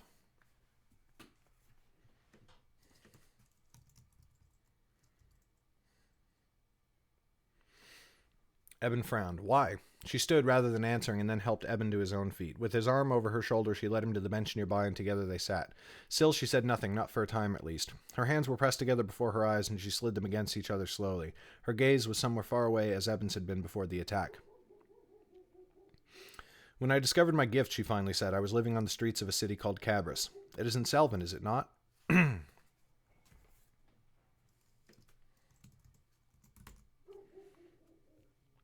It is, and no decent place for an orphaned girl.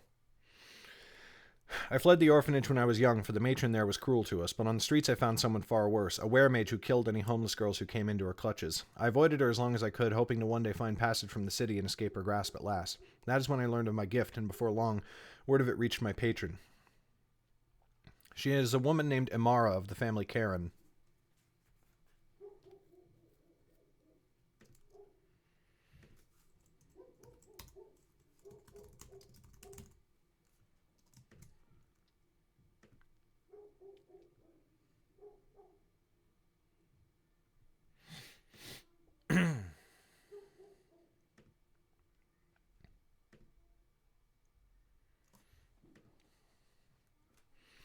And I think she earnestly believes that all things in Underrealm exist to serve her, either to be amusing or to be useful. She saw me as some mix of both. She tested me to confirm my gift, and then she offered her patronage. I accepted, though I disliked her greatly, for my only other choice was to remain in Cabris and someday die. And now, if I ever return to Dorsey, I will be her lackey for the rest of my days. Can you not earn your way out of her service one day? Said Eben. There are laws. Theron shook her head. Spoken like a true child of wealth, she said. Laws can be bent if not broken outright, and the wealthy have perfected the art. I could try to flee her service, of course.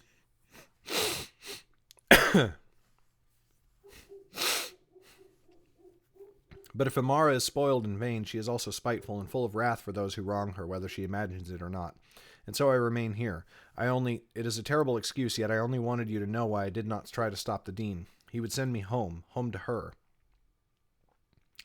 Eben looked down at his hands, which gripped each other so tight that the knuckles were white. It seemed terribly unfair. Suddenly, even his own family seemed less onerous than Theron's circumstance. I wish I could help you, he said, only I do not know how. My family could help, of course. Our coin purses are deep enough to pay off your service easily, yet my father would never agree to it. His father. Thoughts of Shay, of his whole family, whirled in Eben's head. He still felt fear of them, yes, but now that was overshadowed by anger. Eben's silence had never been enough for them. Obedience had never been enough. Still, they all despised him, except Halab and mayhap his mother.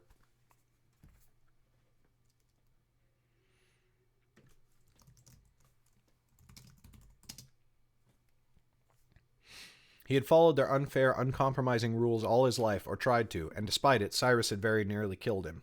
He would never be free of them unless he acted. His hand moved of its own accord, gripping her arm hard. Theron, come with me. We must find Caleb. What? She said, frowning. Why? Trust me, but you will have to help me walk. He threw an arm across her shoulder again, and together they hobbled into the academy, making their way towards the younger children's dormitories. They were careful to avoid any instructors, for Eben had clearly been beaten and did not wish to explain why. Soon they were in the hallway outside Caleb's common room, and Theron left Eben leaning against the wall while she ducked in to fetch the boy. When Caleb came out, his eyes fell upon Eben and shot wide. Eben, he cried, what has happened to you? Do not worry yourself, said Eben. Only come with us. They made their way to the stairwell, stopping in between floors and sitting together on the steps. Eben knew their voices might carry far on the stones, but then again they would be able to hear anyone coming. My father is up to something, he said. I did not wish to believe it at first, but now I know it must be true. How? Said Caleb. Because of Cyrus's actions. It was he who did this to me, Caleb. He knows something is afoot, but he thinks it has to do with Halab. Yet she, too, is being deceived by my father. Very well, said Theron. I could have told you as much, and I tried, but... Eben gave her a hard stare, and she subsided with a gulp. In any case, what do you mean to do about it? I mean to search the docks, as we both said. We must, for it is the only way I can solve all our problems at once. If I can find some proof of my father's plans, you can bring it to the constables, said Caleb. Eben shook his head with a grimace. No, then blame might fall upon my whole family. But I could speak with Halab. There will never be a better time. She is here on the seat, and my father is far away in Idris. Halab knows him only from their youth together, and will not believe me without firm evidence. But if I bring it to her, she can address the situation on her own, finished Theron. That seems wise. Mayhap she could have a stern word or two with Cyrus as well. Scowling, she cracked her knuckles against each other. Or she might let me do it. I have no doubt she will put him in his place, said Eben, but I have not told you all. If Halab deposes my father, I shall be head of my household. Then our gold shall be mine to spend as I wish. Caleb frowned, but Theron's scowl twisted to a smirk. A gold bag in truth. I suppose I do not object if you buy finer wines, as long as you continue to share them with me. Eben shook his head slowly. I would not waste wealth on such petty things, Theron.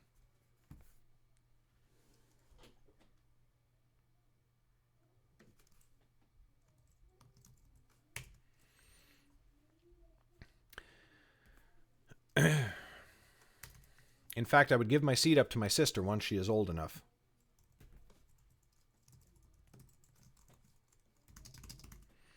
But first, I would purchase your contract away from your patron. As I said, it would solve all our problems, not only my own. Theron went very still. She blinked hard, tilting her head back and forth. Not quite a shake of the head.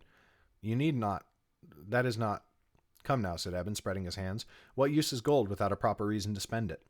Thank you, she whispered. You are a truer friend than I have been. If this is your aim, I am by your side. Caleb still looked doubtful. This seems a shaky plan at best. It relies overmuch on luck. What if there's nothing at the docks? Then we shall think of something else, said Eben.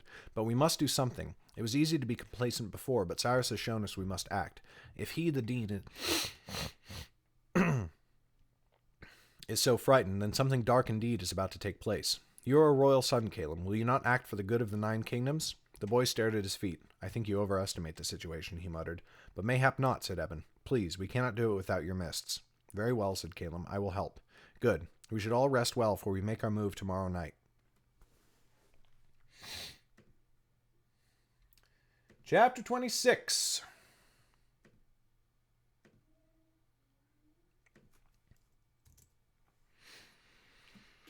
Eben took a long bath and went to bed the moment he was done. When he woke, he felt refreshed in mind, but rest had made his whole body sore from its injuries. Gingerly lifting his robes, he saw that bruises covered most of his body, and the back of his head was still tender. But whether by design or by fortune, the dean had left his face unmarked, except for the deep cut inside his lip. Though he walked tenderly through the day, neither instructors nor students gave him a second look or seemed to see that anything was wrong.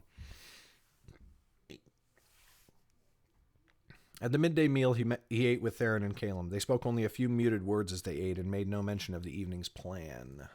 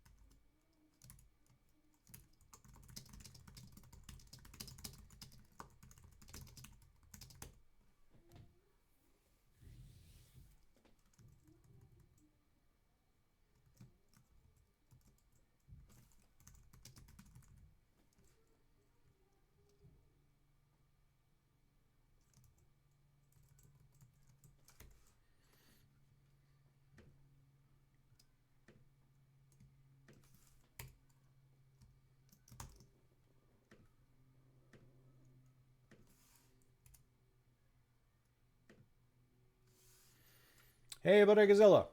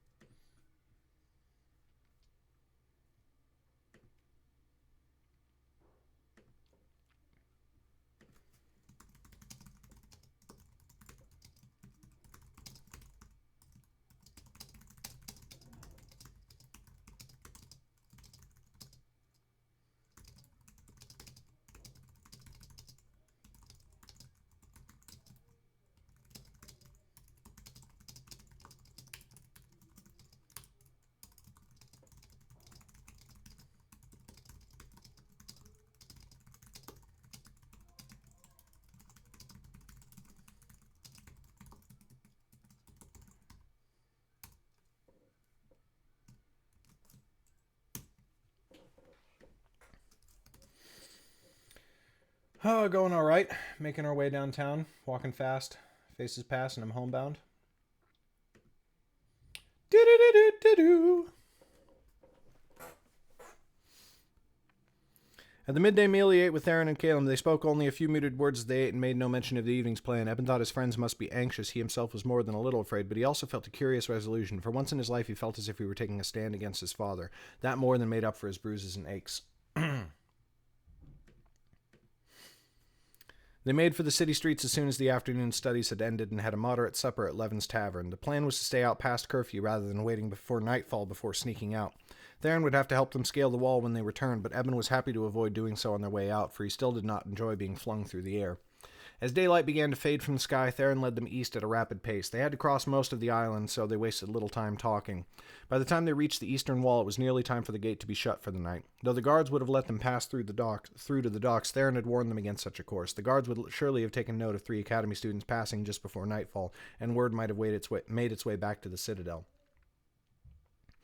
Therefore they drew to a stop between 2 houses, only a stone's throw away from the wall, and waited for the moons to rise. The gate, a massive portcullis wrought in iron, stood nearly 7 paces high, but when the guards lowered it at last, Eben saw that there was a man-sized door in it. That was where they would make their exit. "I have only snuck out once," said Theron. "It was difficult, but this time Calem's mist should make it easier. I will distract the guards. Once they are away from the gate, Calem, cast your spell." Calem nodded mutely, his wide eyes shining in the moonlight. Eben could see the fear in the boy's face, but for once he made no complaint. Theron raised her hands, and a glow sprang into her eyes. Eben could see 2 guards, one to either side of the gate. They must have had little reason to suspect trouble, for they both leaned against the wall in positions of easy rest.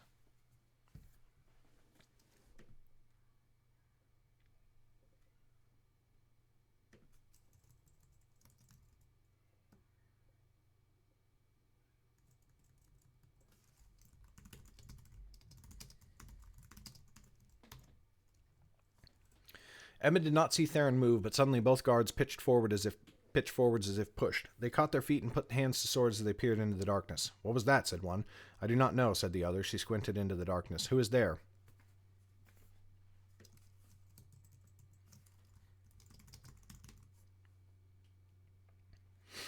Theron shoved them both again, this time away from the gate. Again they stumbled, and this time one of them fell to the street. It is some spell, said...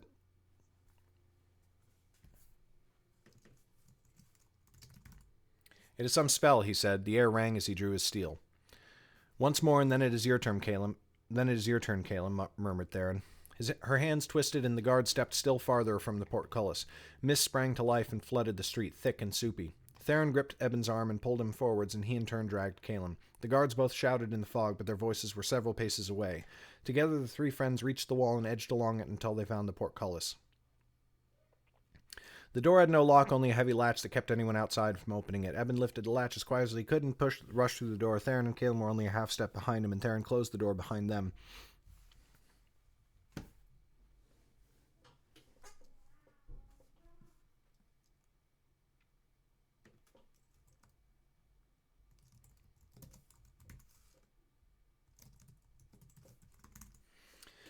Theron and Caleb came only a half step after, and Theron closed the door behind them. They raced from the gate as fast as they could. The stone road soon turned to old, weather-beaten wooden planks. Theron pulled them to the side. Pulled the planks to the side?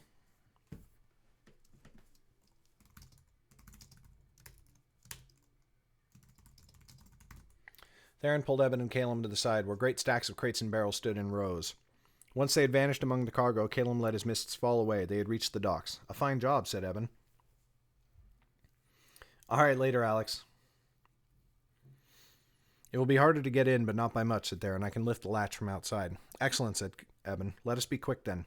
He withdrew the map from his pocket. They spread it out where the moonlight fell down between the crates, studying it in the pale silver glow. The docks were drawn in some detail, and they could see where the ships had been etched. Both were to the south of where they now stood. Let us go south, said Eben, and see if we can find where these ships lay. Very well, but be careful, said Theron. Look. She leaned beyond the crate and pointed. Eben and Caleb followed her outstretched finger. There in the moonlight they could see a figure, and Eben barely made out the hardened red leather of the man's pauldrons. A constable. Likely there are more, but we can avoid them if we are careful, said Eben. Caleb, if they should spot us, he will have to hide us. He made to lead them on, but Theron waved him back. You are still tender from your injuries, she said. Let me go first. So saying, she set off among the cargo and down the dock. They had many stacks to hide behind, but between each one they had to make a harrowing run across open space. Every time they did it, Eben's heart leapt into his throat.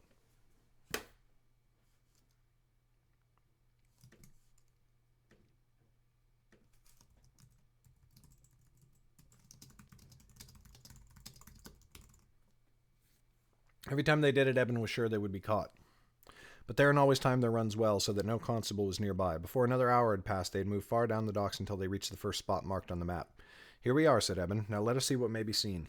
Together they leaned out to peer into the night, but Eben's heart fell almost immediately. There were 2 docks before them, each large enough to hold a vast ship, but both lay empty.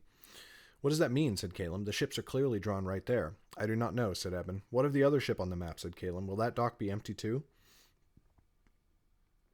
I do not know, Caleb, hissed Eben. The only way to find out is to move on.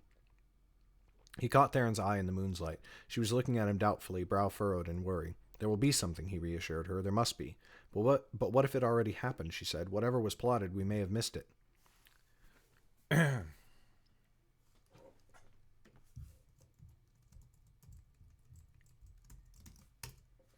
Then we are wasting our time, he said, but at least we tried.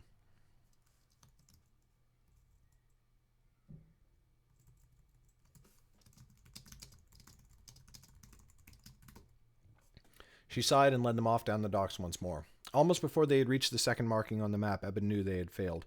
He saw it once more. 2 spaces ready to hold grand ships, but now empty. There was nothing there.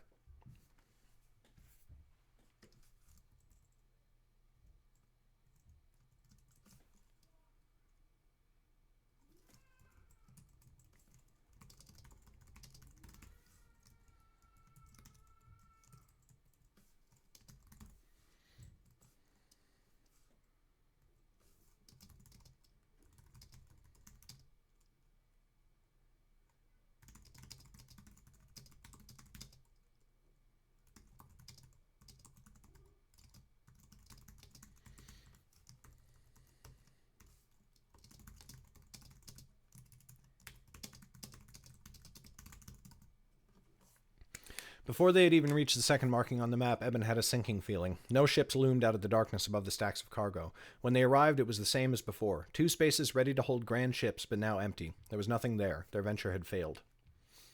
The same again, said Caleb. He frowned for a moment and then tilted his head at Eben. Mayhap that in itself is a sign? Why should these spots be empty? I mean, these precise spots. Mayhap the signs on the map mean something other than what we thought. We saw many empty spots along the way, said Theron. I doubt it means anything sinister. Eben, what say you? But Eben was frozen. The spots marked on the map were empty, yes, but there was a ship just next to them. It was a small vessel with only a single mast and space to carry mayhap a dozen passengers, but there were people milling on the dock beside it, and he recognized 2 of them. Eben, said Caleb. Eben waved him to silence. He leaned forwards, hands gripping the edge of a crate tightly. Yes, it was them. Leah and Ruba, 2 of the servants from the Drayden family manor upon the seat. He remembered clear as day the moment he had almost bowled them over as he ran for the dining hall the morning after his first night with Adara. Now they carried satchels that looked very much like traveling sacks. They vanished beyond the edge of the ship. I need to get closer, he said. I need to see those people just there. Why, said Theron. Just get me closer. She sighed and looked up and down the dock, but there were no constables close by. Quickly she stole across the planks, and now they were more exposed than they had been at any point along their route. Eben followed quickly, and Caleb came just behind. Now they were only a few paces away from the figures boarding the ship. Be quick, said Theron. We could be seen far too easily here. Leaning out once more, Eben saw that he had been right. Yes, Leah and Ruba were there, and now they stood among a crowd of others he recognized. There were the manor's cooks and cleaners, the gardeners, and the stable boy. Eben was so surprised at the sight that he nearly called out to ask what they were doing, and only stopped himself at the last moment. It is them, he whispered. All the servants from our family manor. They are leaving. What? Said Theron. She stopped surveying the docks and looked at the people boarding the ship instead. What do you mean, all of them? Every one, said Eben. I do not recall a face from the manor that is not here before us now. But where is your family? Said Theron. Surely they would not stay to manage the household themselves, unless... Have they run short on coin? Mayhap they could no longer pay these servants and are sending them home. Eben snorted. Not on your life. No, they are being sent away. To Dulmoon? Said Caleb. Eben blinked at him. What? No, they would be sent to Idris. Why would you say that? Caleb pointed to the front of the ship. A green pennant hung there, with the sigil of a white wave breaking across it. That is the ship of Dulmoon, he said. It is of their king's own fleet.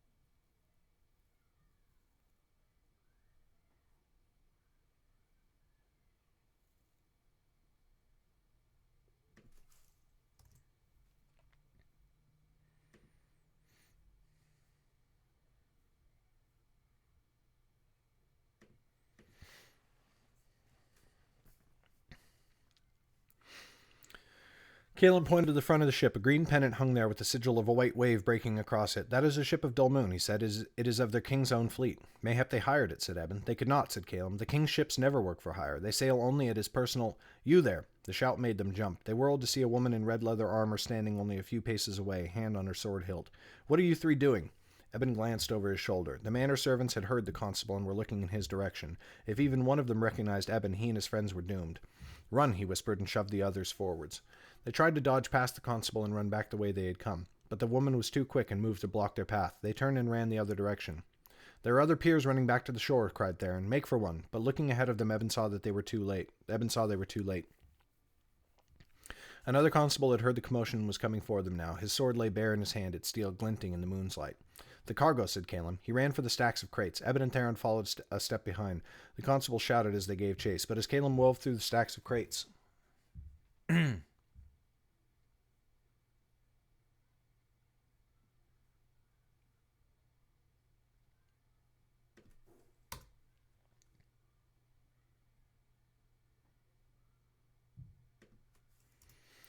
But as Caleb wove through the stacks of crates, Theron's eyes glowed, and she threw her hands wildly from side to side. Barrels swayed where they stood, and then came crashing down to block the pathways behind them. The constable's angry cries faded behind them as...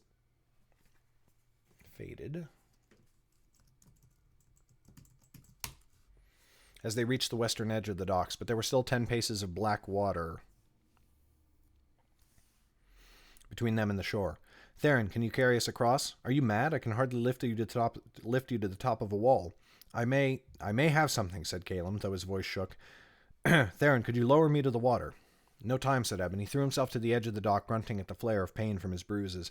The tide was high and the water was only a pace away. "Give me your ankles." Caleb crawled to the edge and over, with Eben and Theron clinging to his legs. His robe fell down around his shoulders so that his underclothes were exposed. "Not one word from either of you," he snapped. "Be silent and hurry," said Theron. "They're getting close." And indeed, Eben could hear the constable's voices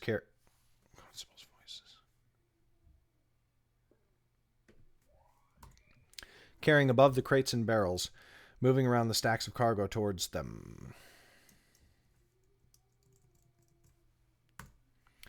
Caleb reached out his hands until they touched the water. At once a wave of ice spread from his fingertips. Out and out it spread until a small platform of ice stretched out for many paces in all directions, securing itself in place by wrapping around the poles of the docks. "All right," he squealed. "Let me go." They did, and he came down on the ice on hands and knees. He crawled forward, spreading the ice before him a pace at a time. Eben and Theron scrambled to climb down from the dock behind him. But just as Eben had almost reached the ice, he heard a triumphant cry. Something snatched at the back of his robes. He barely twisted his neck enough to see the constable behind him, one gloved fist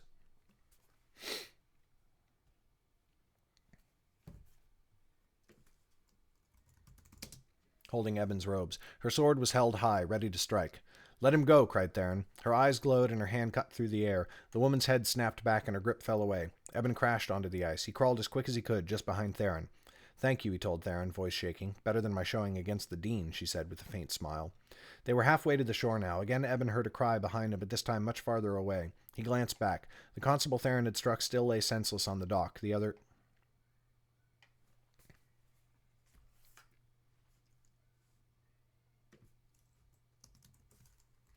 But the other had arrived at last. The man ran for the dock's edge and gave a mighty leap out onto the ice, but when he landed it cracked beneath him and he sank into the water with a yelp. Eben froze, but then he saw the man's head break the surface and his limbs flailed wildly as he fought to remain afloat. At last he got hold of the ice, and there he clung, sputtering and trying to spit the seawater from his lungs. Eben and his friends reached the shore and climbed the steep slope leading up to the city's wall. They made their way north until they had reached the eastern gate again, but before they could reach it, Theron reached out and snatched Caleb's cloak to pull him to a stop. "Wait, we should not go inside yet. There is still the marking to the southeast to investigate, the small boat drawn near the cave." "You cannot mean to go there, too." Caleb's voice rose to a shout. Caleb voice. "That is twice now we have nearly gotten ourselves killed, and twice too many."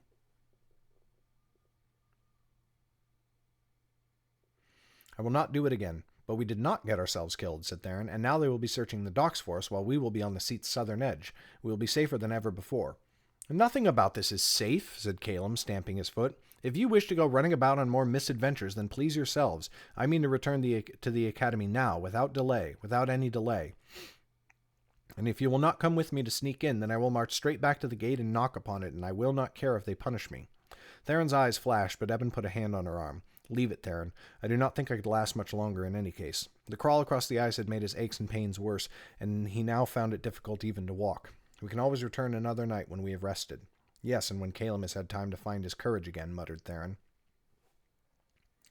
Caleb folded his arms. "Call me a coward if you wish, but you know I am right. If there are guards posted where the small boat is drawn, they will be more vigilant now, not less, and Eben looks as though he might collapse." "I might at that," said Eben. He smiled, trying to ease the tension, and reached out an arm for Theron. She took it, slinging it over her shoulder, and sighed. Very well, she said. Only something in my heart tells me the danger grows greater, not less, the longer we take to discover whatever is going on. Be that as it may, we must take a little longer yet. At Eben's nudge, they walked north again, making for the eastern gate. Chapter 26 done!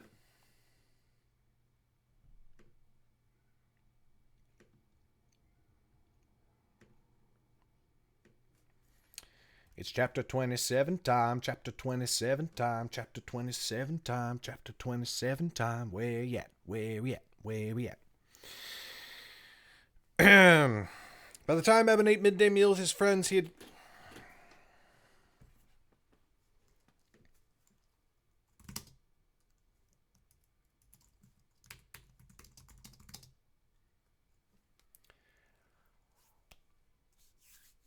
Alright. See ya, Haley. Oh.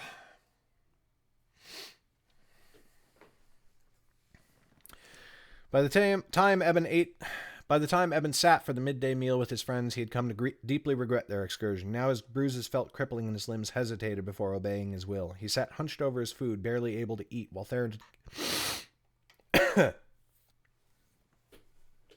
not all the character names. There's Adara. There is... Estrella. In book 2, there is Matami. Is that book 2? I think it's book 2. There is Shay. Eben's father, Shay, is 1 syllable.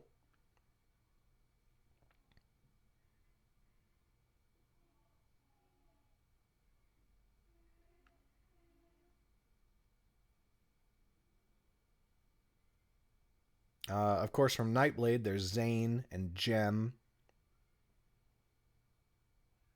and Vivian.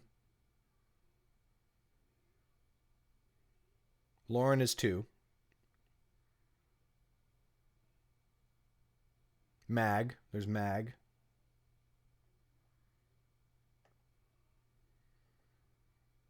Yeah, there's a lot. I think that... I mean, 2-syllable names are the most... Are most common. I mean, you know, for sure. And I think 2-syllable names are pretty common in real life. There's Enelin, which is 3 syllables, and Eamon, which is 3 syllables, as royalty. But, you know, my name is Garrett. There's Megan. I guess my kids are Dawn and Luke, which are 1-syllable names, but then there's Desmond. Yeah, 2-syllable names are just pretty common. Lilith, 2 syllables. Anyway. Now his bruises felt crippling, his limbs hesitated before obeying his will. He sat hunched over his food, barely able to eat, while Theron and Caleb spoke animatedly about the map. Mayhap the blue markings to the west were the right ones, and the red were only a decoy, said Theron. But why, said Caleb. What purpose for the difference? Mayhap they are both clues, and we simply do not understand what the different colors mean? Theron sighed. I think we will have little luck with guesses. We will only find more answers if we look for ourselves. You say that as if it is some simple thing, grumbled Caleb. Hey, Xenon Quark! Greetings. That is how much time I'm going to continue to work before I take my next break. Eben sat silent, staring at his food. His friends had not cared over much about the Drayden servants stealing away on the ship, but Eben's mind had been heavy all morning. Halab had said she was here for family business. This must have been what she meant. The family was withdrawing from its property on the seat. He could not imagine why. And another thought grated at him. Halab had spent the whole day with him and had said nothing of this. Had she not imagined that he might come to the manor, visiting it after his study hours? How did she think he would feel, arriving to find it empty, or mayhap even sold to some new tenant?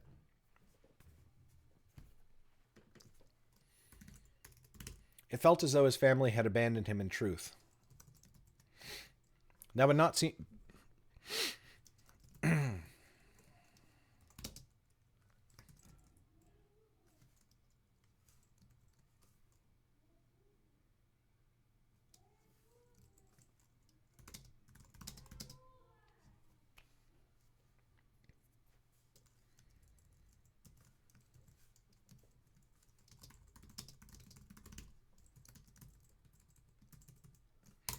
It felt as though his family had abandoned him in truth. That would not be such a terrible prospect coming from father, or at least it would be no surprise. It was different with Halab.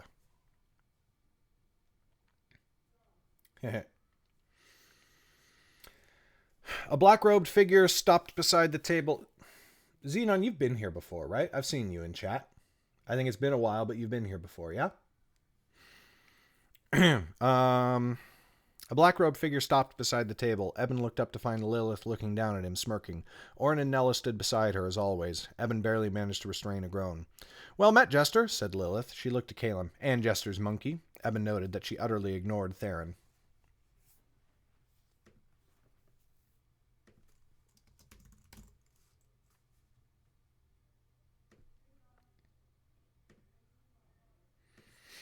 What is it, Lilith? I have little patience for jibes today. I've heard you went and watched the High King's armies march forth. Did any of your kin march with them? 3 wizards of Yaren are in her ranks. I do not know, said Eben. If any of my family are soldiers, I have not heard of it. Of course you would not have, said Lilith. Not all families are as proud of their members as Yaren. Not all families have cause to be. Eben scowled and was surprised at himself for doing it. No matter how little love he had for his family, Lilith somehow made him wish to defend them. And are your family taking you on holiday as well? She went on. He blinked. The question seemed to come from nowhere. What? Holiday? No. Why? Winter approaches. My parents are traveling to Feldamar to welcome it, and they are taking me with them. Mayhap the family Drayden is too poor to take such holidays. Or mayhap they are taking one and have simply forgotten you. Eben's hand clenched to a fist on the table. Theron shifted on her bench. Leave off, Lilith, she said. Lilith's eyes flicked to Theron, but only for a moment. Well, I must away to prepare for the voyage, she said. Enjoy your time trapped here in the academy, Jester. When I return, I shall be sure to regale you with tales of my travels. She sauntered off, out of the dining hall and into the academy halls.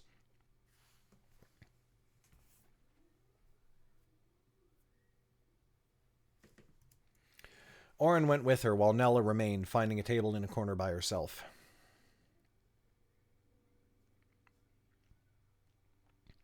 That one is simply insufferable, muttered Caleb. Her boasting does grow tiresome, said Eben, though in truth, with all we have seen and done in the past weeks, her torment somehow rankles less. At least she has given us one piece of the puzzle, said Caleb brightly. I would wager that is why your household staff were readying to leave. Your family must be taking a journey for winter, just as hers is. Eben was taken aback. You think she was correct? Why else would they have been loading themselves upon that ship? He realized that Theron had not spoken since Lilith left. Her sharp eyes roved across the dining hall, her short bob of hair swinging into her face. Her face.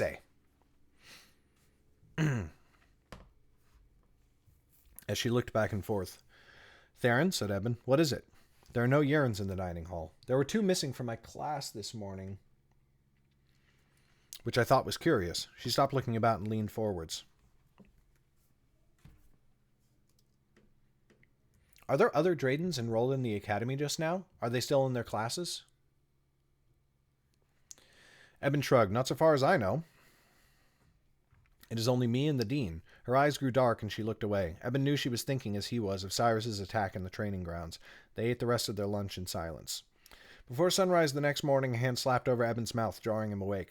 His eyes shot wide and he struggled to rise from his dormitory bed.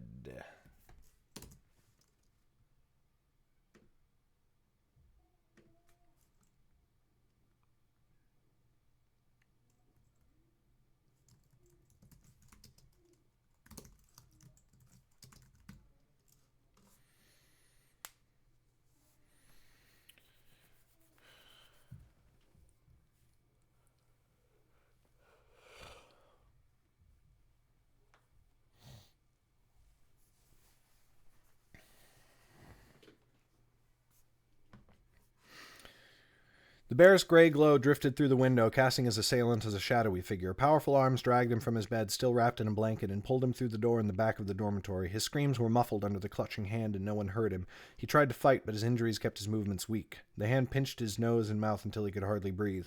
Once they reached the hallway, he was pressed roughly against the stone wall. There in the torchlight, he at last caught sight of his attacker's face. Mako. Eben froze where he stood. Good morrow, little gold bag. Mako's voice was a dagger sheathed in silk. My apologies for awakening you so. An urgent matter presses, and I could not wait for you to come to the library. Eben only stared at him, eyes wide with fear. His heartbeat would not stop thundering in his ears, and it sounded like the march of a giant. "If I remove my hand, will you promise not to scream?" said Mako. "If you do..."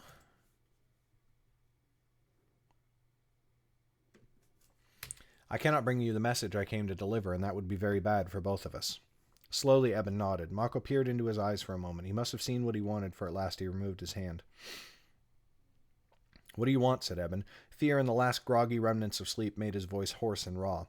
"I might ask you the same, Goldbag. You must want something, or else you would not have returned to the inn with your friends after I warned you not to. And you certainly would not have gone to the docks the night before last. That was foolish indeed." Eben's knees went weak. He would have fallen to the floor if Mako's strong arms were not still pressing him to the wall. All his misdeeds were known. Surely Mako would bring this to his father, and then Eben would be sent home. Or worse, Mako might tell the dean. Then Cyrus might seek to finish what he had begun in the training grounds and leave Eben's cooling corpse in some dark gutter.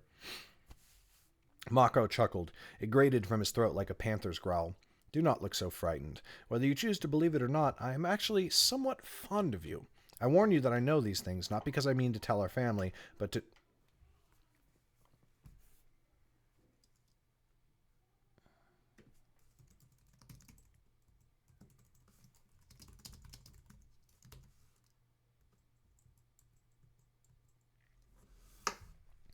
"Not because I mean to tell our family, but so that you know you have been careless, and at a time when you should be more careful than ever."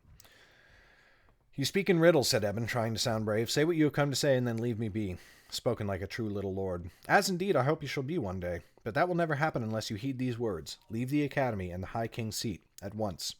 Eben balked. "What? Why?" "You must trust me. I have learned things I should have known long since.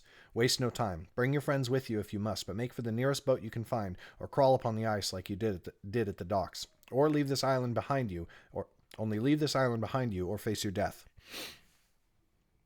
"Without knowing why? I am not your puppet, Mako. I could issue it as a command if you wish." Eben remembered Halab's words. "And would that command come from my father or from you?" Mako only grinned. His teeth flashed red in the torchlight, as though they were drenched in blood. Eben quailed, but forced himself to remain steady as he gave a grim smile. "You say nothing because there is no strength behind your words. I may be forced to play into my father's schemes, but not yours. No strength, you say? I know what you have been up to in the dead of night, Eben. I could reveal it all to your father, or even to dear Halab. What would you do if she withdrew her support? Do you really think you could remain at the academy? Yet I have chosen to tell you first. Why would that be unless I had some liking for you? I can think of many reasons, yet you do not voice them. Trust me in this. Leave the seat." Eben only glared. Mako met his gaze for a moment, and Eben thought he saw earnestness in the bodyguard's eyes.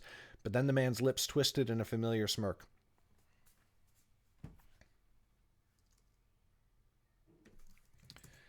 Predatory once again. He drew back and vanished around the corner. Eben watched him go, shaking. Chapter 27, dude! Oh, God. So close. 28. The day before, Eben's injuries had kept him from dressing fast enough to eat in the morning. Now he rushed to don his robes despite the pain and hobbled down the stairs as fast as his legs would carry him. Because Mako had startled him awake so early, he arrived at the dining hall before all but the very first students. There he waited, pacing until his feet hurt, until Caleb arrived at last.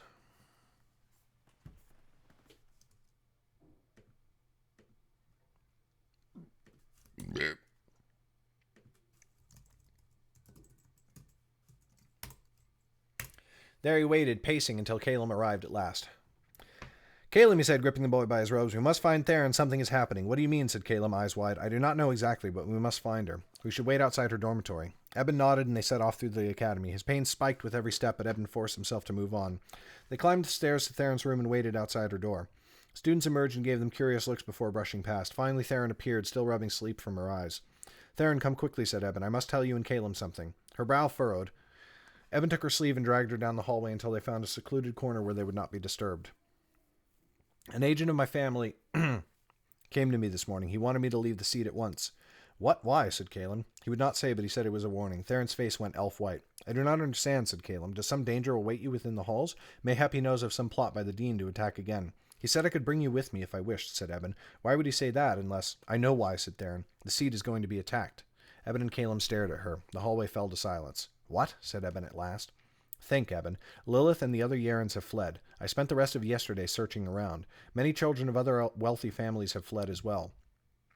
Mayhap they know what is coming, or mayhap they only heard some dark rumor of a coming storm. But they have taken their children and fled. Your manor staff have been removed. You thought it was by your aunt, but it could have just as easily have been your father. Something is coming, something powerful enough to endanger every soul upon the seat.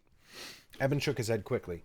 No, that would be treason of the highest order. My father may have concocted some dark scheme, but that is a step too far, even for him. How else do you explain it? Said Theron. Why else would they be fleeing this place like rats from a ship? But my parents have not sent for me, said Caleb, frowning. Forgive me, said Theron, but you have told us already that your family's star has fallen, and they are from Hedgemond, an outland kingdom. I doubt they would have heard any rumor of whatever doom is coming. Think, Theron, said Eben. If what you say is true, then I am part of it. I did my father's bidding, and if his scheme was to attack the seat, then I played a role. You did not know what you were doing. I did not lend aid to an attack on the seat, Eben snapped. He realized his voice had grown far too loud, and he went on in an urgent whisper. Others may look upon my family with fear, but not even the rumors of our deeds are that black. Besides, if they were part of this plot, then why would my father leave me here? But before the words left his lips, he knew the answer, and Theron and Caleb looked at him with such sadness in their eyes that he felt tears welling up in his own. No, he cried, no longer caring who might hear. He thought he might be sick. No, you are wrong. My father lost one son already. He would not sacrifice the only other one he had. Except that he cared, truly cared, when Momen died, he thought. Do I think he would feel the same way about me? It is the only thing that makes sense, Theron said quietly. What better way to prove your father's innocence in any scheme than the fact that his own son died in the attack? It is a perfect deception. If it were my family's plot, Mako would not have found out at the last moment, as he told me. He would have known from the first. Eben felt desperate now. Unless he lied, said Caleb, or unless it was kept from him as well.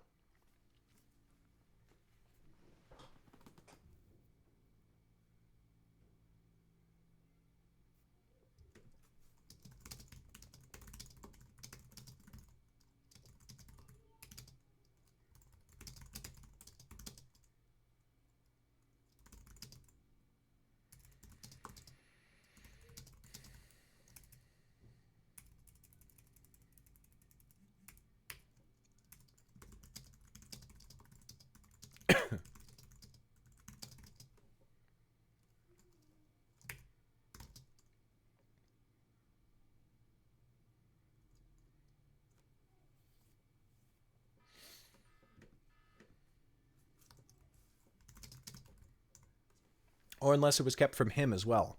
The fewer who know the secret, the fewer to let it slip. Eben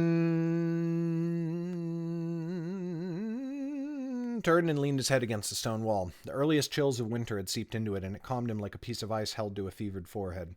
He took a deep breath. Still he would not believe it. His father could not hate him this much. Eben would not listen to the voice in the back of his mind, the voice that said, yes, yes, Eben. He could. Of course he could. I will prove you wrong, he said. The map is some smaller mischief already played out. Caleb looked at Theron uncomfortably, then back to him. Eben, no more words. I will show you. We leave, now. Eben marched off down the hallway. He tried to tell himself that he did not care if they followed, but in truth his heart flooded with relief when he heard their footsteps behind him. Together they stormed down into the entry hall. Melly sat in a chair by the front door, her head nodded to her chest in sleep. Eben broke into a run and threw open the door, bursting out into the streets beyond. Caleb and Theron followed just behind them. They heard Melly's squawk as the old woman was startled awake, but before she could react or even call for help, the three of them had vanished into the streets.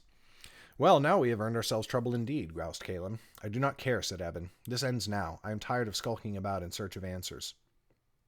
His bruises were forgotten now, and he found it easier to walk than he had for days. Indeed, Caleb had to scamper along to keep up with him, and even Theron's long legs swung mightily to match his pace. Eben eschewed stealth and took the main road east. After a time, they were forced to walk around the High King's palace, and then only a short distance remained to the east gate.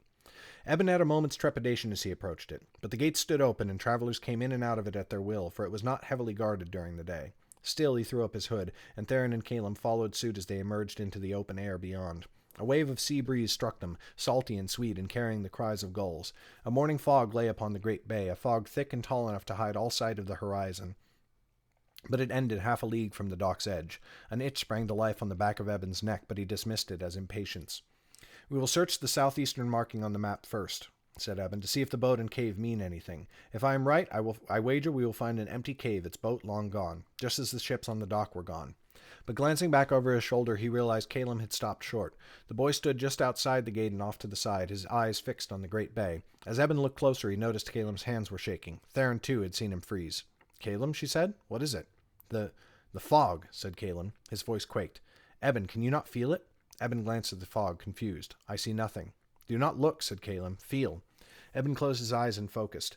Then he felt it, the tingling on the back of his neck. It was no trick of his mind, but the same sensation as when Caleb spun mists close by. Sky above, he whispered.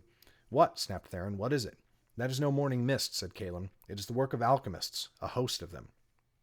Horns blew on the wall, startling them, and then as they watched, hearts sinking with horror, a host of ships sailed from the mist, drums pounding with war. Chapter 28 done. Taking a quick break, and then we come back and finish this motherfucker. BRB.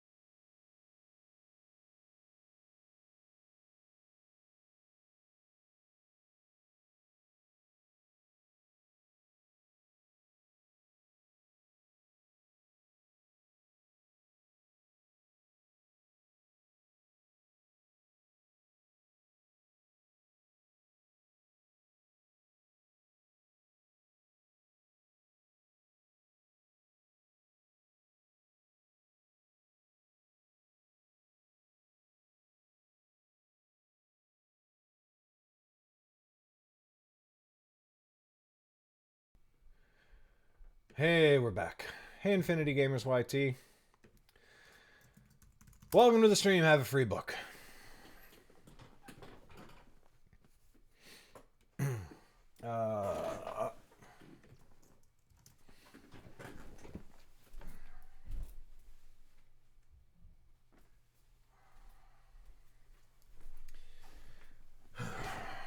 da, da, da, da, da.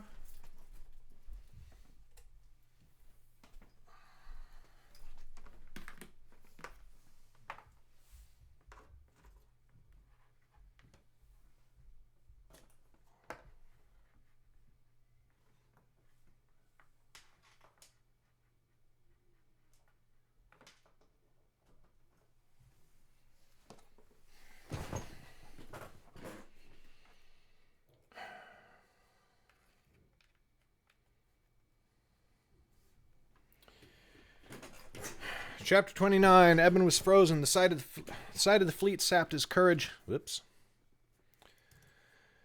And even his will, so that he felt like one of the training dummies in the gardens, mute, lifeless, unable to move. And above them the horns continued to blare, now joined by bells and the shouts of guards as they saw the ships coming at last. What should we do? Said Calum. What is this? An invasion, said Theron, and look at the pennants. Those are Dolmoon ships. But what do we do? Said Calum again. We must go, said Eben, now.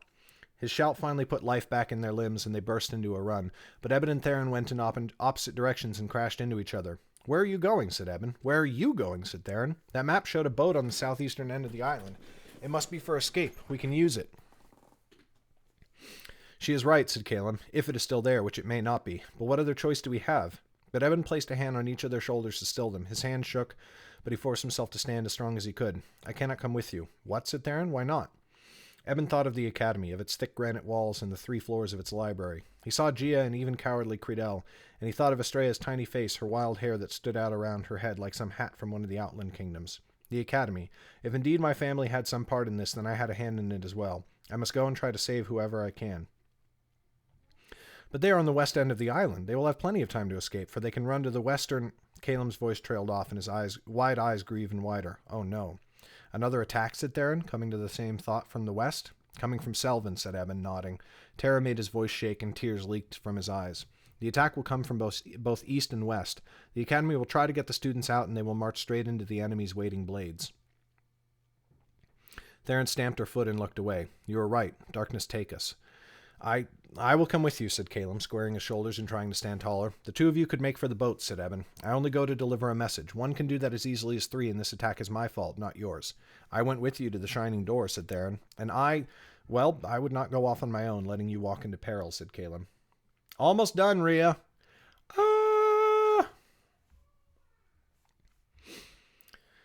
Eben swallowed hard against a sudden lump in his throat. Thank you, but we have tarried too long. Hurry.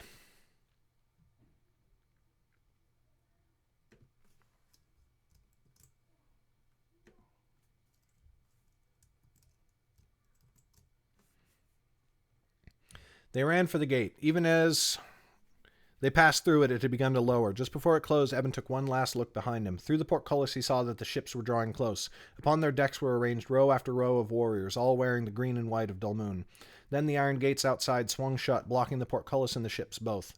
Not everyone outside had made it into the city before the gate shut. Eben and his friends fled from the screams that came over the wall. The screams. They fled from the screams. Eben ran as fast as he could, and Theron and Calum lent their hands in support when he needed it. The main road across the island had turned to chaos, with nobles and merchants alike looking about them in terror, unsure of what threat lay beyond the walls. They all seemed half ready to flee, yet they held fast, as though they hoped their walls would save them.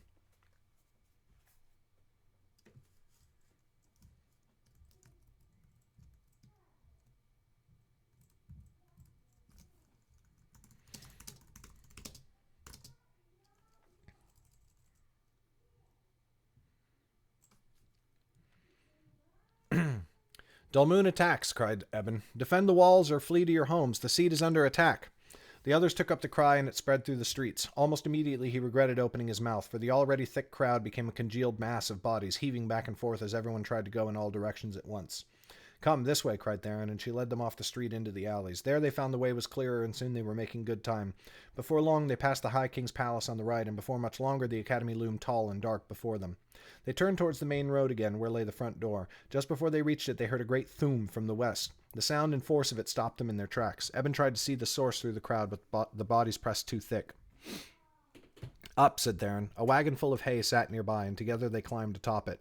From on high they saw that the western gate lay in ruins, and the portcullis had been razed. Troops wearing blue and gray poured through the gap, slaughtering all in their path. A chill ran down Eben's spine as he recognized their blue and gray clothing, the same colors as the man at the shining door to whom he had delivered the parcel. "Those are no soldiers of Selvin," said Caleb. "Come," said Eben, "into the academy." They ran across the street and threw open the door. The entry hall was full of people, students milling about in confusion while instructors tried to maintain order. More students were filing in from every hallway and down the main stairs. In the press, Eben spied Gia. She stood in the center, directing the other instructors to gather their students and make ready to leave. Eben ran to her. "Instructor," he said, "you've received word already?" "Eben, rejoin your class," she said briskly. "Obey your instructor's orders. No need to worry. We are leaving by the western docks." "The docks are taken," he said. "An army has just broken the gates. Even now they are on the streets." Gia's face became grave, and she looked away. "That is ill news. Curse the dean for his cowardice." Her eyes sharpened as they met Eben's. "Forget I said that." Those words were spoken in anger. "What did the dean do?" said Theron. Gia gave her a wry look. Eben spoke up instead, trying to feign concern. "Please, instructor, he is my cousin." "He is nowhere to be found," said Gia. "I sent for him as soon as I heard, but he does not appear to be anywhere within the academy. Mayhap he is at the palace on business. It is no matter. There are other ways off the island. Instructors, we make for the south wall. Now proceed through the front door as quickly and orderly as you can." The students pushed past them in a rush, barely restrained by their instructors' barked commands. Caleb stepped close to Eben. "Do you think the dean received word of the attack?" "I doubt it," said Eben. "From what he said when he attacked me, my family has removed him from their council. Most likely he heard the same warning as the rest of the academy and put the pieces together, just as we did. But never mind him. We must help in the escape." In a great mass, the academy students flooded the streets, turning east and then south, making their way to the walls. Eben looked all around and at last spotted Instructor Credell. The man shivered with every step he took, and his wide eyes swept about like a sow being led to slaughter. Yet he kept his students about him and ushered them along with the others. Eben found himself admiring the man for not having fled already. "Eben!" Estrella's small, piping voice cut through the din, and she threw herself through the crowd to clutch at Eben's legs. "Eben, what is happening? Why are we leaving?" Eben scooped her up, though the pain of his bruises nearly made him cry out, and held her on his hip as he kept walking with the crowd. "It is nothing to fear, Estrella. Some soldiers have come to attack the island, but our instructors will keep us safe." He only wished he believed that himself. "Where do they mean to take us?" said Theron. "There is no gate in the southern wall. There are towers and palaces to climb down, but I think that would take too long." "Gia must have some plan," said Eben. "We have to trust her." By the time they reached the south wall, the sounds of fighting pressed close on all sides. Eben could hear the clash of steel to both sides and behind them as well, but he had not yet seen any of the combatants. The procession stopped at the wall, and all the students clumping together in a mass. Gia barked commands. Some instructors separated from the crowd and went to the wall. Eben saw Credell join them. Then he realized that all the instructors were alchemists, and some of the older alchemy students had joined them.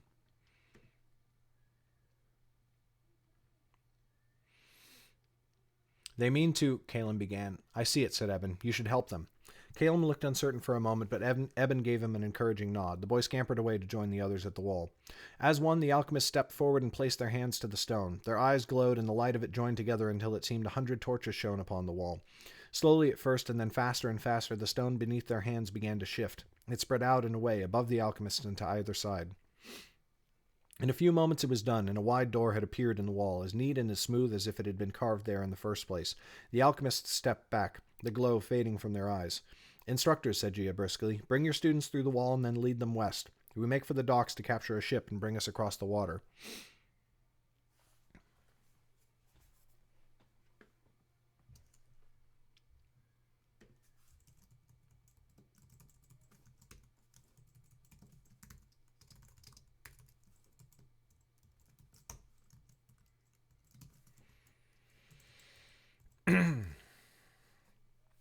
"Instructor," said Eben quickly, "what about the rest of the island?" He saw her eyes waver for a moment, but the thin line of her lips remained firm. "Our duty is to the students. We must see them to safety or lose the next generation of wizards in one fell swoop." Eben's throat went dry, but he nodded. Then someone gave a great shout, and they all turned to look. From the streets to the west poured men in gray and blue uniforms, steel swords?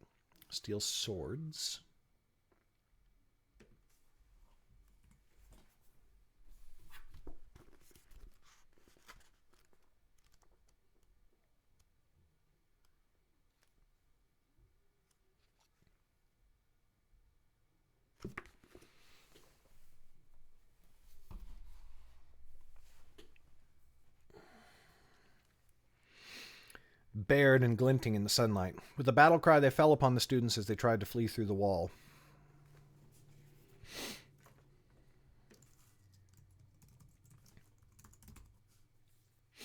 The instructors leapt forwards to defend their charges. The attackers were driven back in a hail of flame and thunder and invisible blows that sent them crashing to the ground.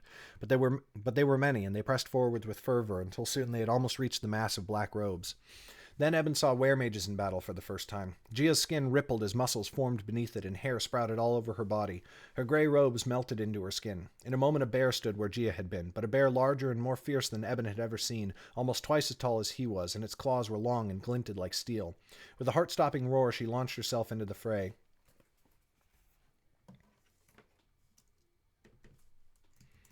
Gia launched herself into the fray, ripping into the soldiers like an axe through kindling. They cried out in terror as they fell before her. All around, other weremages joined in the attack until soon blood ran freely on the streets. But they were still few, and some of the blue-clad soldiers edged around them, seeking the students. One came straight for Eben, and he backed up quickly.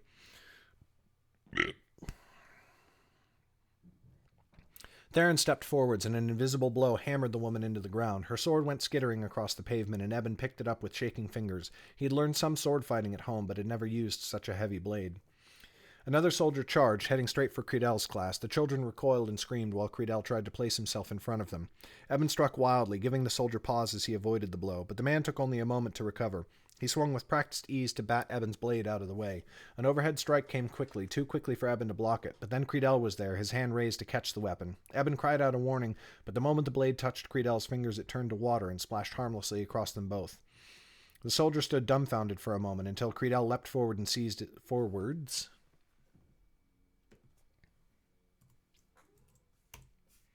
And seized his throat. Iron rippled out around his fingers, transforming both cloth and flesh until the man's whole neck had been turned to metal. He fell to the ground, unable even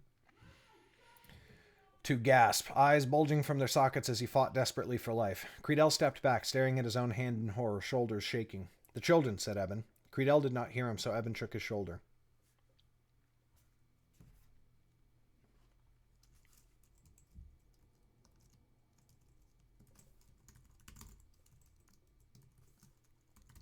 Credel did not hear him.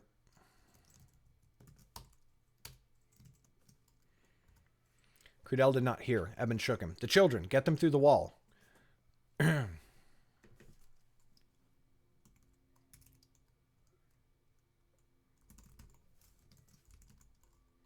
Credel shrank from the words and the sight of Eben's face, but he nodded.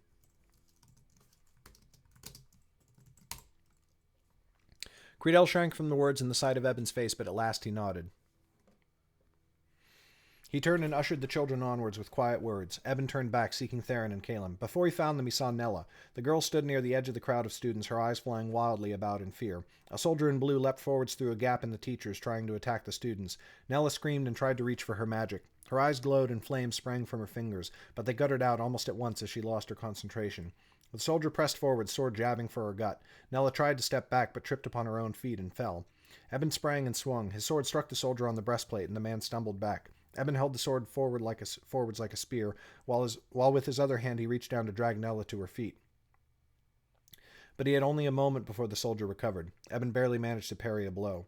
Nella found her strength, and this time lightning arced forth. It seized upon the soldier's metal armor and set his limbs to spasms.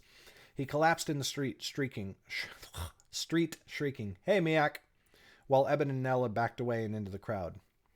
Eben turned to her and she met his eyes. He saw fear in her gaze, but also confusion, as though she could not understand why he was there. "Are you all right?" he said. She nodded. Thank you." Eben dropped his gaze and turned away, seeking Theron and Caleb once more. At last he found them at the rear of the procession, helping to guard the other students from attack. At least Theron was fighting. Caleb stood behind her, eyes glowing, but he could not find a place to strike.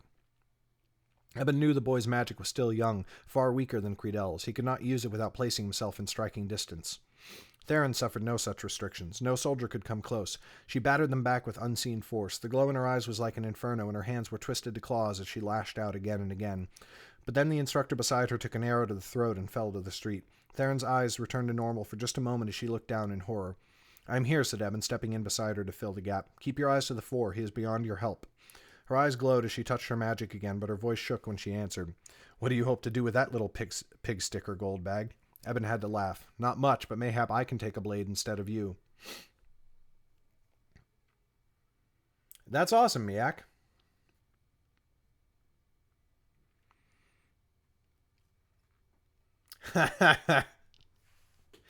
Yeah, well, it's an unpaid position, right? Is that the one you were talking about?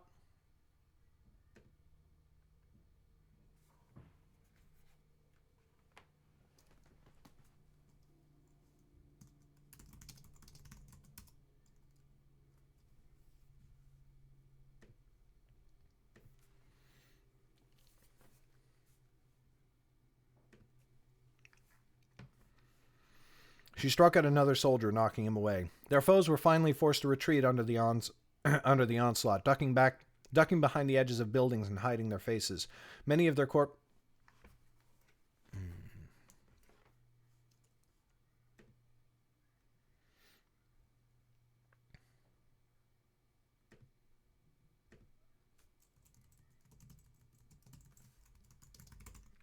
Many of their corpses lay littered about the street, but Eben also saw bodies in black robes and more in the dark gray of instructors. He was relieved to see that Gia was not among them. She had retaken human form and was once more directing the withdrawal. Now the last few students were passing through the doorway that had been carved in the wall. A few more instructors held back, hands held up warily and eyes glowing in readiness for another attack. Eben's eyes roved, searching for danger. But then, between several buildings and at a great distance, he saw a flash of dark gray. An instructor? He took a cautious step forward, squinting. It passed into view again.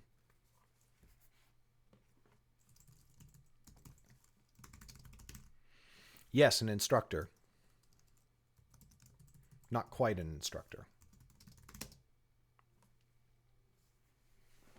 Hi, Nicole.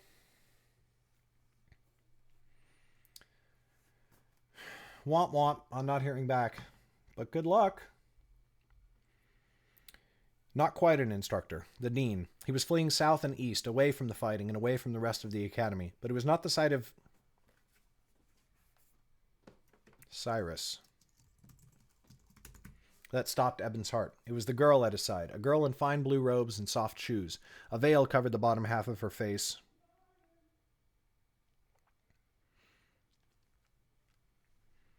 But he knew her at once. Adara. Eben, watch out! He had become distracted and stepped into the open.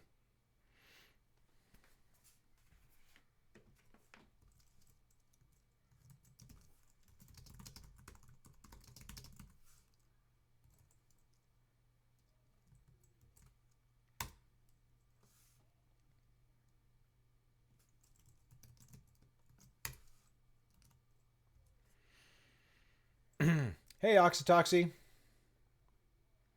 No, I exported this book into a Kindle file, so I'm reading it on the Kindle app on my iPad. That's usually the last step that I do before I send the book to an editor. He'd become in his distraction. He had stepped out into the open. Two soldiers in blue sprang from behind a shop. They came for him while a third fired an arrow from behind them. Eben flinched as it struck him, only it did not strike him at all. It froze in midair, mere fingers away. And then Theron was there by his side. Before he could so much as raise his heavy sword, she battered one of the soldiers aside. But the other struck too quickly, and his sword tore into her arm. Theron cried out and fell to the ground. With a scream... Yeah, you got it. With a scream, Caleb... Are you new here, Oxytoxic? No, I've seen you before. We're getting a lot of new names, and now I'm having trouble distinguishing new names from people who I just haven't seen in a little bit. With a scream, Caleb leapt forth. He seized the man's breastplate, and it turned to stone. The man swayed back, off balance. Theron fought her knees and punched the empty air. As though she had struck the man himself, he flew up and off his feet, crashing into the archer. They landed and lay still. Theron, cried Eben, falling to his knees beside her. I am sorry. Are you all right? It is only a scratch, she said, but she grit her teeth hard, and her face had gone pale. Come, let us get you to safety, said Caleb, helping her the rest of the way to her feet. Eben lent her a hand, but his eyes had turned to the east again. He could no longer see the dean, but he had seen which way they were going. He looked back. The last students were gone and the instructors after them. Caleb was helping Theron through the wall, and Gia was there, the last to leave.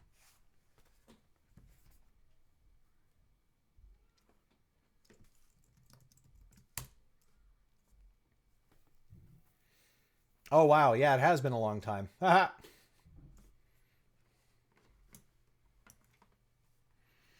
She looked past them for a moment to see, and saw Eben.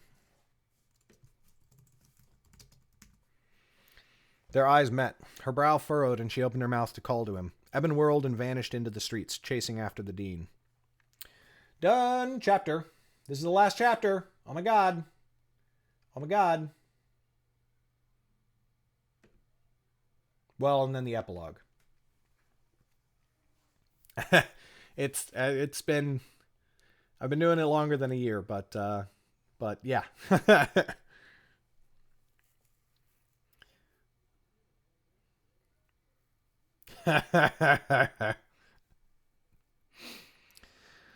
Chapter 30. There was no fighting in this part of the city, and so Evan was able to move quickly. Before long, he spotted Cyrus again. The dean moved.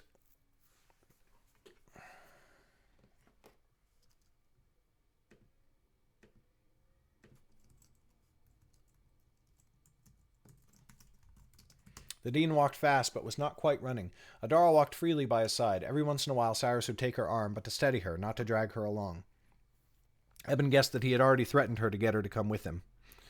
He still carried his blade, but he did not know what to do with it. He was not willing to kill the dean, even if he doubted Cyrus would show him the same courtesy, but Eben had to know where he was taking Adara and for what purpose. Did he mean to flee the seat, or did he have some deadlier goal in mind?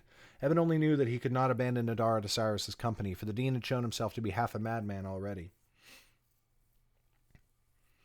Yeah, I started streaming in what? Oh god, when were my first videos? They would have been in the middle of 2015.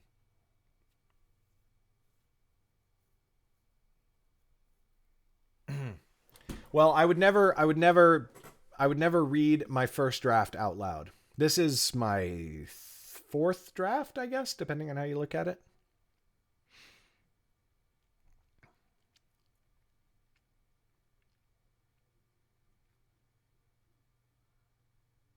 Before long, Cyrus reached the wall, and now he moved along it as though searching for something. They passed some towers with doors leading in, but Cyrus passed them by.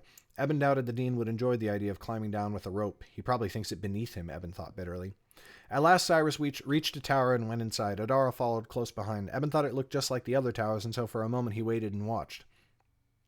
But when neither of them re-emerged, he stole forwards to the door. It opened easily, and he poked his head inside. There was only a nondescript guardroom, yet in the floor Eben spotted a wooden hatch that lay open. Within the hatch, stairs led down into the darkness, and there were no torches lighting the way.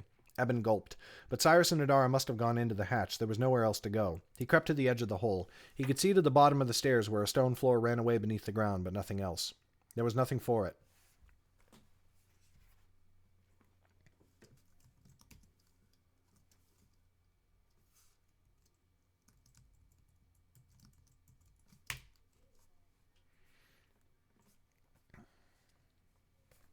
Corridor.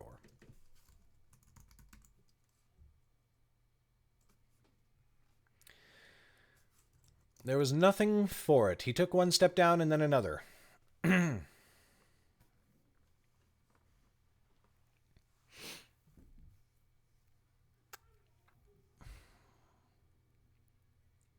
His sword shook in his hand. When he reached the bottom, he had to reach... When he reached the bottom...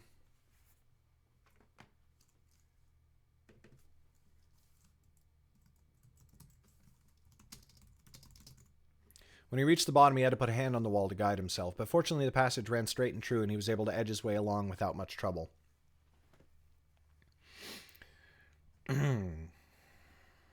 Suddenly there was a terrible shuddering groan, and Eben ducked back, but then he saw a light far, far ahead, the bright blue light of day. He had to squint against it for a moment. Two figures appeared in silhouette and then vanished, leaving the door open behind them. Eben moved faster now that the way was lit, and soon saw that the passageway ended in a door leading outside. There was a small platform and steps heading up to the left, but beyond the platform was only empty space, and he could hear the roar of waves.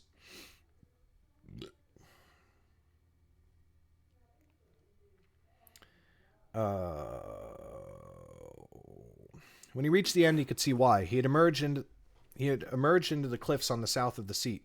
Along the island's southern coast, sheer rock faces provided no easy way to climb down and reach the water. The stairs to his left led back up the wall to the top of the cliffs high above. Cyrus was nowhere to be seen. Eben climbed the stairway, leaning against the cliff wall, for there was no handrail to steady him. Once he reached the top, he spotted them again. Cyrus in his dark gray robes trimmed with gold, and Adara in blue. He began to run, for they had built quite a lead. They made for a break in the cliffs far ahead, which opened like a rent cut by some great axe.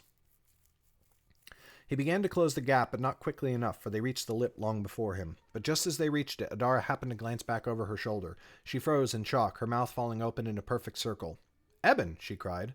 He stopped short, now 10 paces away. The dean turned in surprise. When he saw Eben, he gave a small smile. But then Adara broke away from him and ran for Eben, and Cyrus's lips twisted in a scowl. He reached forth a hand, eyes glowing. An unseen bond snatched Adara where she stood. She turned her head back to him with a frown. "What is the meaning of this? Release me at once." Cyrus shrugged and obeyed her, but she did not run for Eben again, and the dean looked at him with a sneer.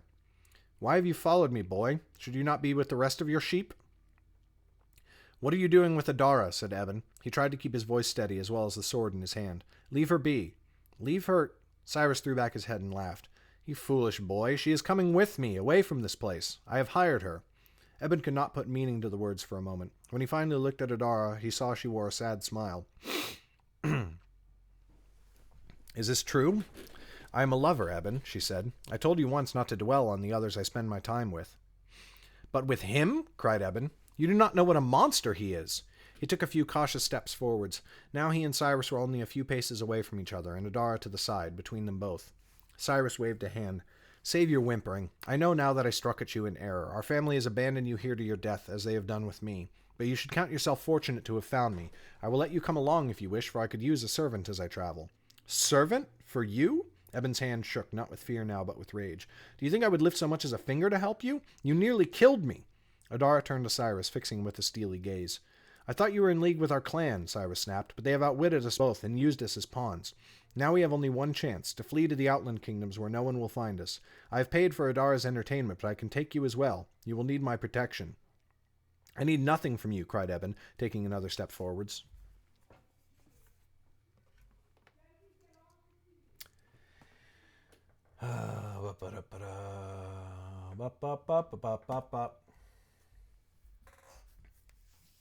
I thought I invented writing streams. It was only after I started doing them that I realized other people did it too. I thought I invented YouTubing as well. And then after I'd been doing YouTube for a month, somebody was like, "You really remind me of Hank Green." I was like, "Who the fuck is Hank Green?"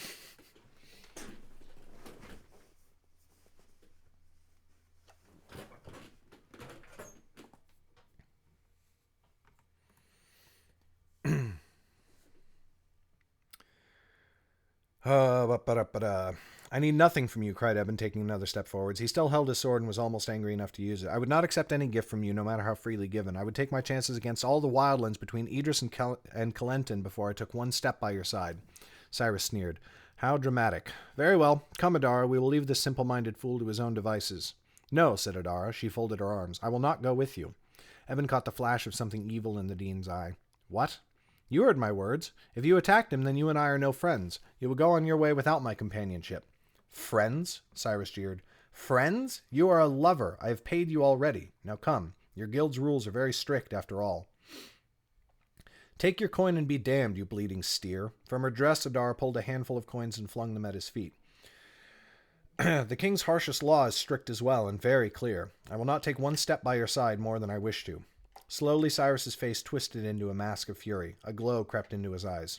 "You are mine until I say otherwise," he hissed. A hand leapt forwards, shaped like a claw, and Adara cried out as she was hoisted in the air. "Always you whine about your wish to see me cast some spell. Well, here's your spell, woman. Do you like it?" "Stop it!" Eben raised his sword and attacked, but the dean stretched out the other hand and caught him too, with magic. Though only a pace away, Eben was frozen still, unable to move a muscle. "What do you hope to do with that, boy?" said the dean, chuckling. "Your gift is an utter waste. Look at how you squander it, batting at me with steel. You have not even begun to glimpse the power of magic, and you never will. Your father was right to hold you from the academy." While still holding Adara suspended, he pushed with his power, and Eben was thrown upon his back. The sword flew from his hand across the dirt. Then Eben flew upwards again and came crashing down on his face. The pain of the last beating redoubled, and he cried out, "Whimper and whine, little pup. You refuse my hospitality? Very well. I will not bother to kill you, for you will die here regardless. And what would the family think if I slaughtered one of our own?" Then he gave a cruel smile. But then again,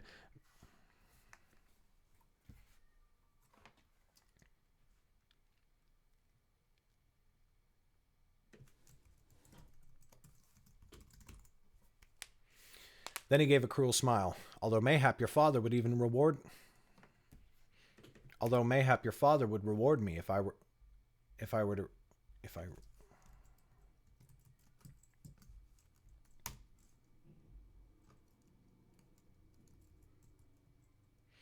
Although mayhap your father would reward me if I rid him of his worthless son.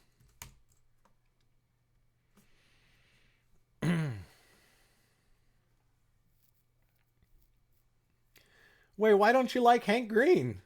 Hank is one of the best people. The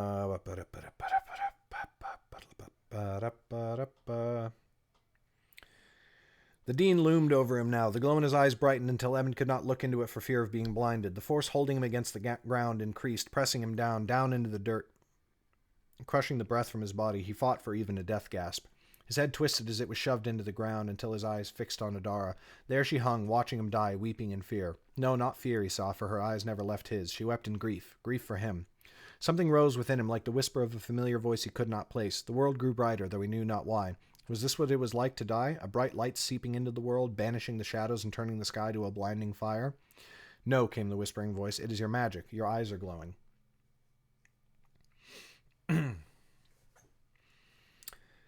Eben looked at his hand. It twisted where it was crushed against the dirt. He could feel the power emanating from it, the strength of his will turned to wizardry. With a cry, he reached out despite the crushing force. His fingers clutched at Cyrus's ankles. As CinemaSins would say, because the power of boners is stronger.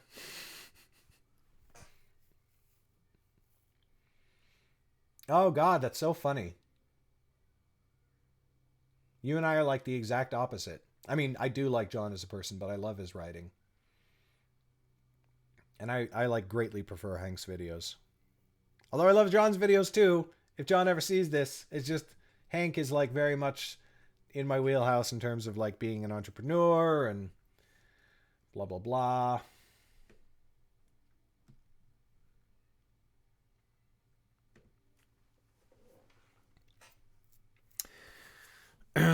Eben felt the cloth beneath his fingers and the flesh beneath the cloth. Through his fingers he saw them as they appeared, and then saw them as they truly were, all the fibers and tissues. And tissues.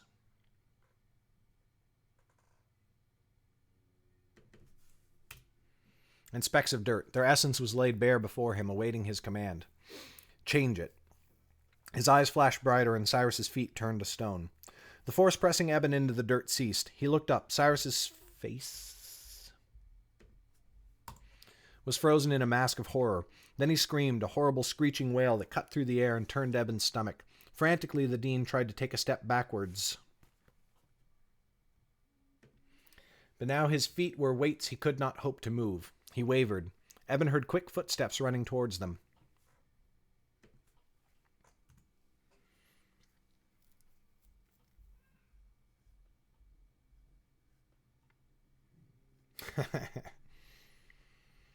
Adara came from nowhere, and with both hands she shoved Cyrus in the chest. The dean tumbled backwards, struck the edge of the cliff, and slid off it. Eben scrambled forwards to look over the edge. Cyrus's body plunged, still screeching into the water.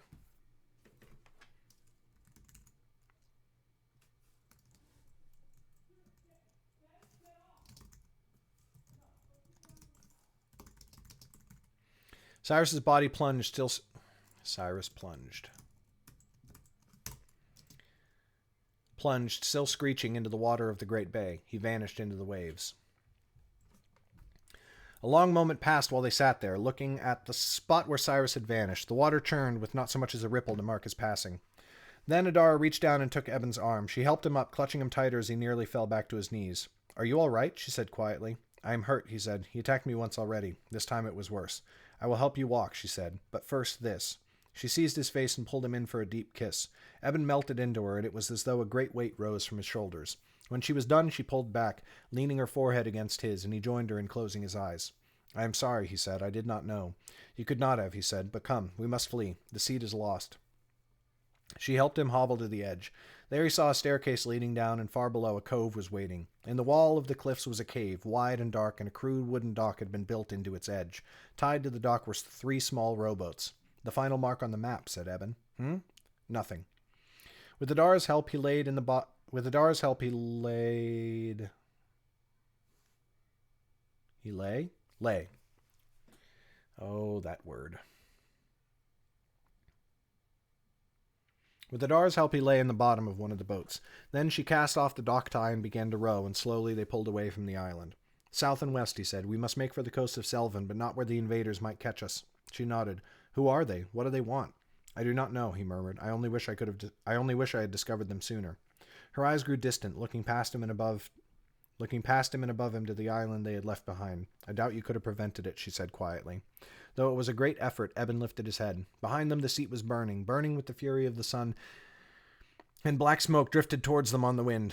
Tears spilled freely down his cheeks, and neither of them dared to speak as they left the flames behind them. Epilogue.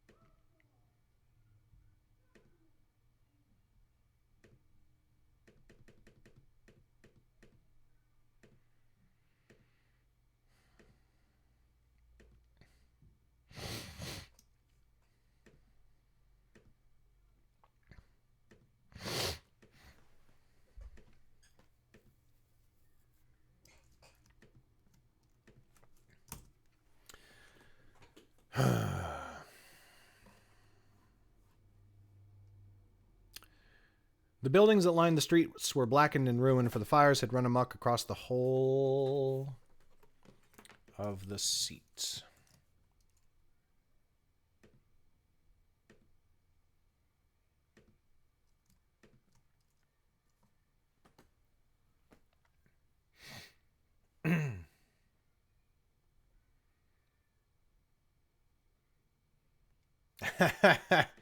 That's fair enough.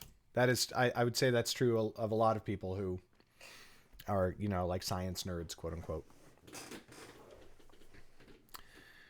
Eben did not guess that more than one building and floor could be salvaged. The rest would have to be torn down and rebuilt. Only two structures on the seat had withstood the sacking. The High King's Palace, bloodstained but unbroken, and the Academy, whose thick granite walls even the fury of the attackers could not cast down.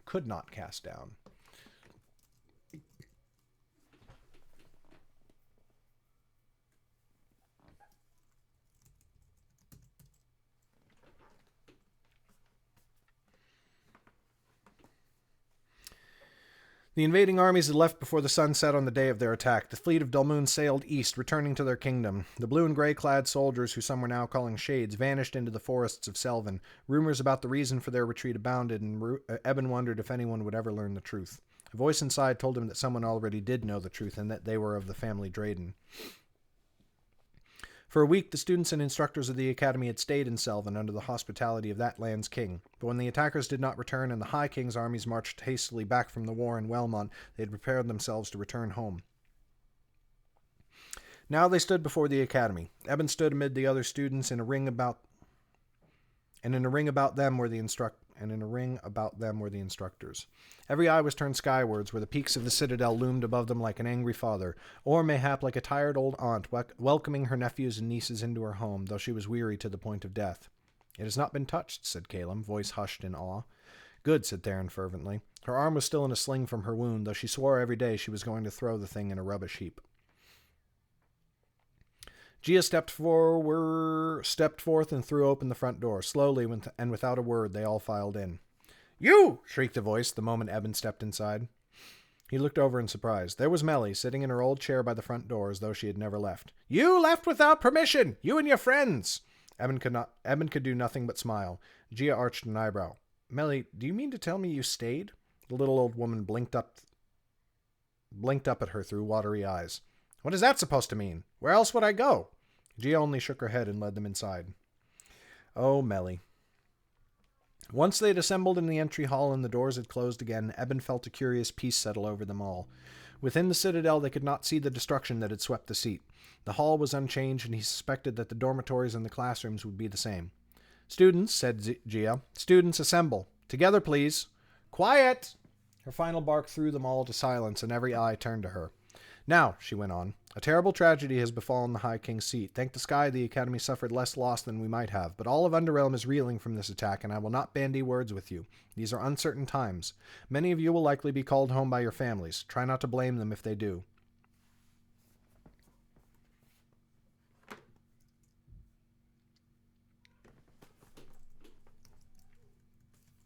Try not to blame them if they do so. They seek only to ensure your safety. Eben felt eyes upon him. He looked to his right, and through the crowd he saw Lilith staring at him. The moment he met her gaze, she ducked her head as if ashamed, but then quickly looked back at him defiantly. He turned away. Now Dean Cyrus of the family Drayden has been missing since the attack. It is presumed he fell in the fighting. We will respect and honor his noble memory. Caleb snickered. Theron elbowed him hard, but Eben flushed deep crimson. In the 10 days since the fall of...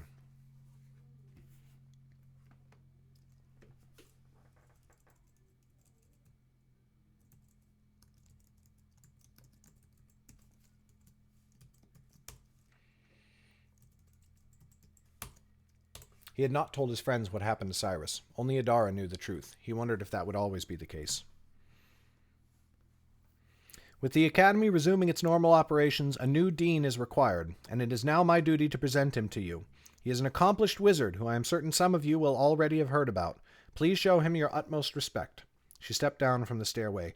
A man went to take her place. He was thin and gaunt, and his black hair hung limp and stringy about his face, almost reaching his shoulders. He had a grim look, with thin lips pressed tight together and dark eyes that held no humor or warmth.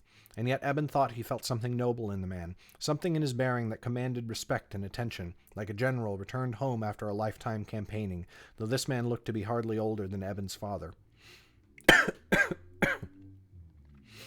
Well met, he said, his thick, rich voice rolling forth to echo around the entry hall. I am Zane of the family Forradar, and I pledge myself to your learning and your safety for as long as duty may require of me. Oh my god, oh my god, oh my god!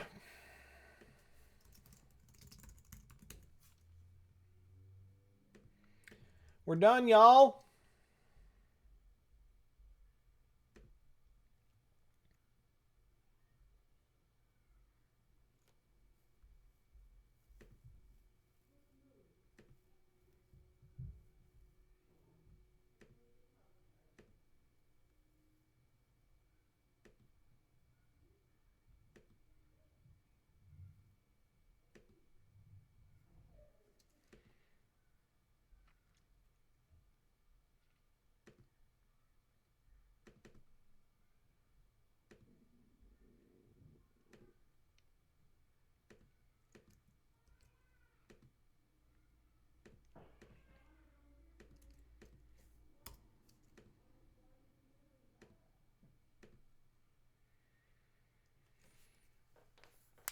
GG.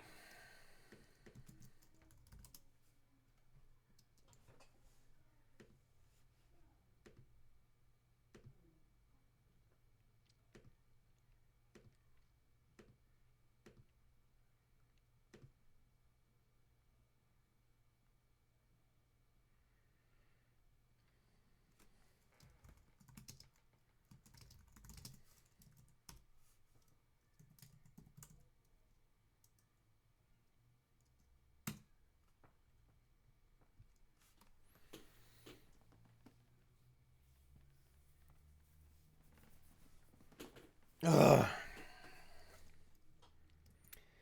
Yeah, you're not wrong, Wordwin.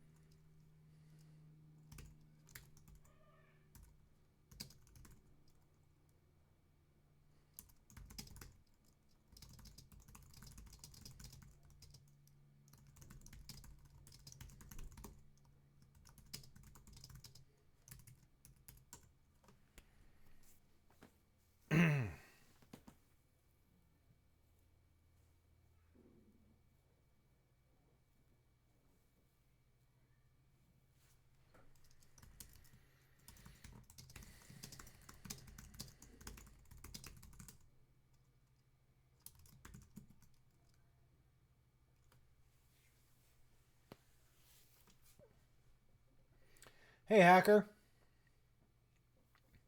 Where's Iron Man? Who's Iron Man?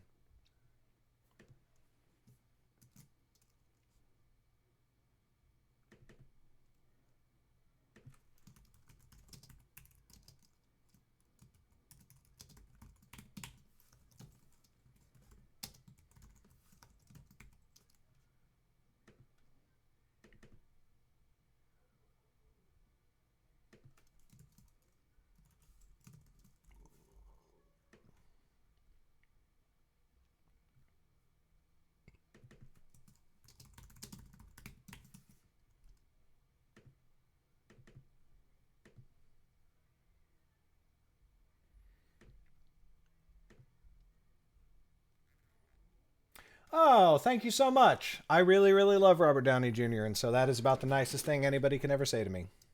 All right, and let me just open this file to make sure that it's correct. Nightblade came out in October 2015, I want to say. Definitely came out in 2015. I want to say it was October. Of course, I originally released that as a serialized book. So it started releasing in September, but it finished in October, and that's when I released the novel version of it. The first edition of the novel version of it, which I will admit was maybe not my best work.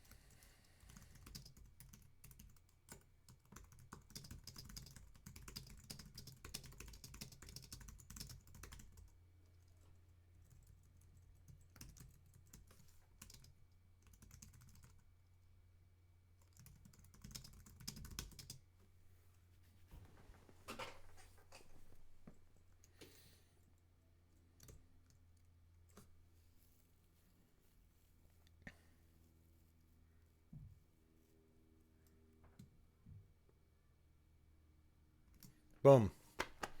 All right. Book is sent to Karen. Ready for editing. Exciting.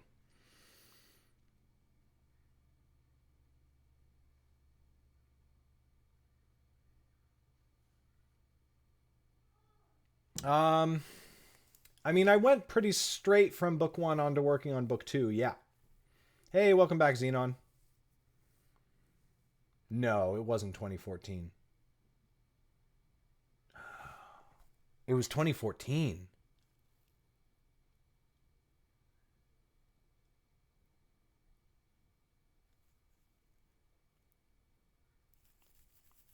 October 2015 was when the box set took off. You're right, Ria.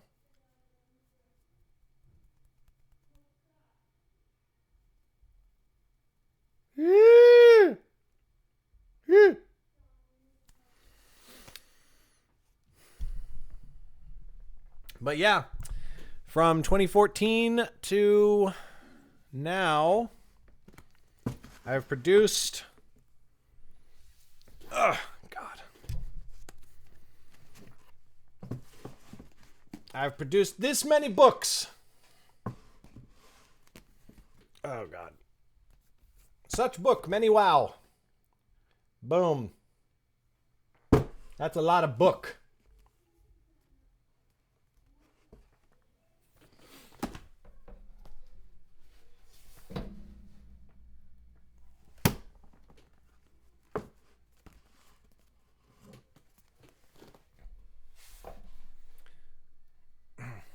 So God, Rhea, you're right. I've now been doing. If I started in 2014, if I started VlogaNovel in 2014, which I did, 2014, 2015, 2016,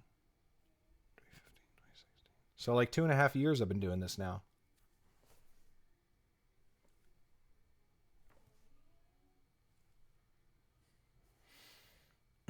Crazy. My first book ever published was 2012. Yes, December of 2012. I published this book, which I don't. It's hard for me to recommend it. A lot of people liked it. It started my career. I liked the story and the characters. I have just grown a lot as a writer since then. Yeah.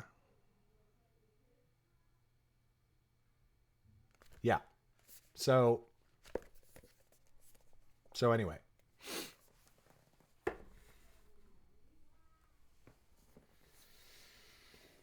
Yeah, eight books, and soon, very soon, we finally get to start working on the 9th.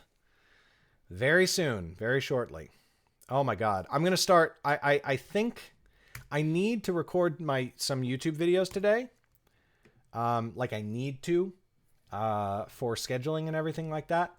But I think I'm not going to be able to restrain myself from also streaming again because I want to start final edits on the next book badly. Because like there's so few things left to do before I can start working on the next new book.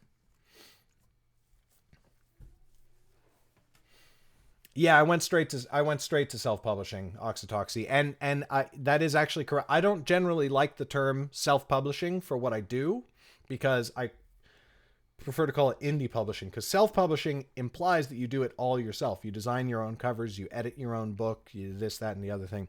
And when I started, I did. But now I have 3 different editors. I have a whole team of beta readers. I have professional cover artist and a professional cover designer. I have a business partner, who's also my wife, who does my marketing and handles finances and everything like that. And we have now officially hired other authors who are also going to be writing. So indie publishing is what I call now. But I did jump straight into self-publishing, which I do not recommend. My first books were not costly at all. Touch cost me nothing. Hit Girls cost me nothing. Rebel Yell cost me nothing. Midrealm and Wormspire cost me nothing. It wasn't until I started writing the fantasy books, starting with Nightblade, that my book started costing me any money to produce. And it wasn't until that point that I started making any money off of my books. I did not have a career until I started spending money on my career. Go figure. So anyway, yeah. I do not recommend the 3 years of struggle that I went through before I actually started doing this for a living, where I was trying to do it for a living and not making any money. So yeah.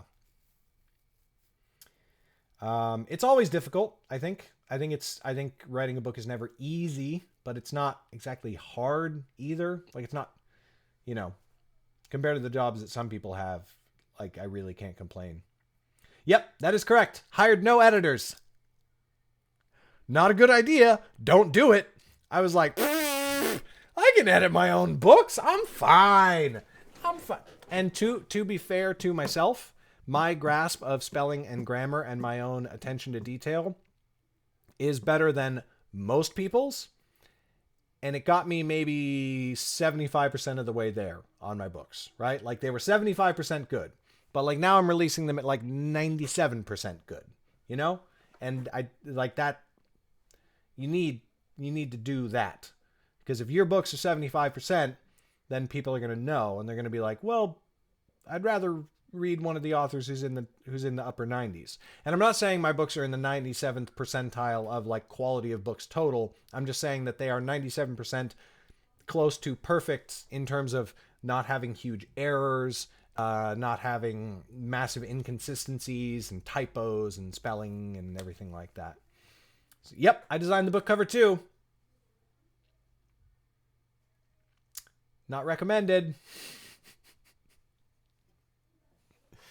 So yeah. That's what that is. But anyway. You can do it.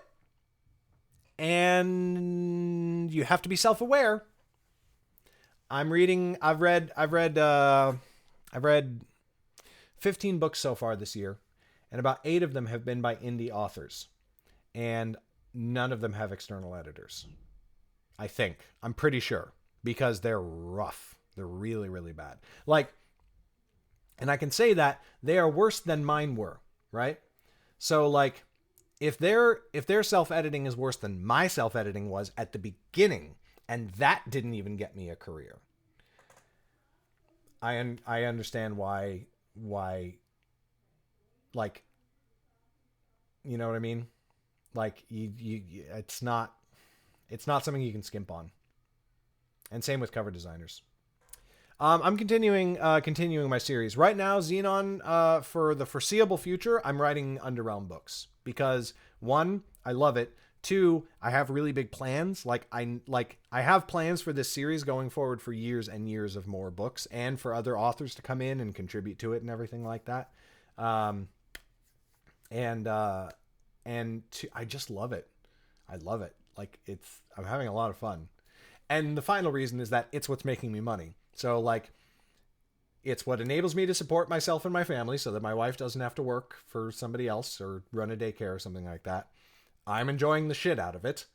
I have plans. It's like all of the there's no factor. Straight to Amazon ebook. Yeah. Yeah. I also went straight to print. Like, I have always believed in print.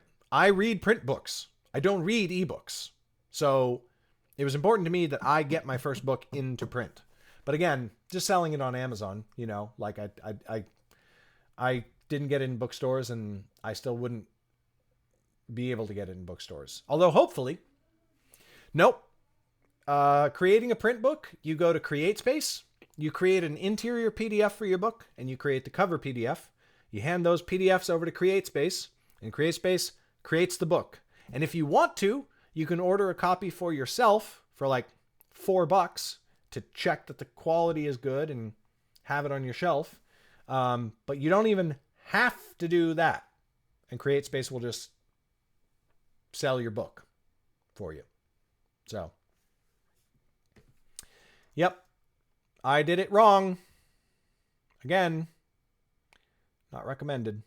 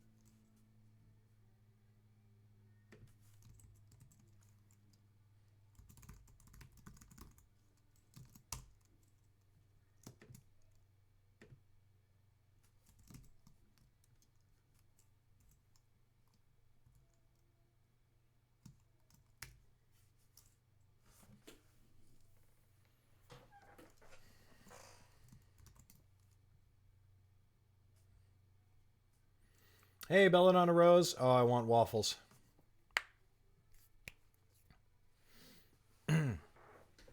Oxytoxy, I get paid for every page that people read in my books on Kindle Unlimited. And the rate is about like 0.5 cent per page. And each month I get hundreds of thousands of pages read, which equates to...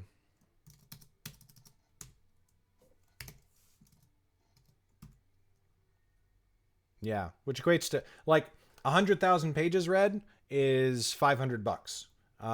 So that happens a few times, and that is a significant portion of my income. Actually, I think right now about 60% of my income comes from Kindle Unlimited and not direct sales.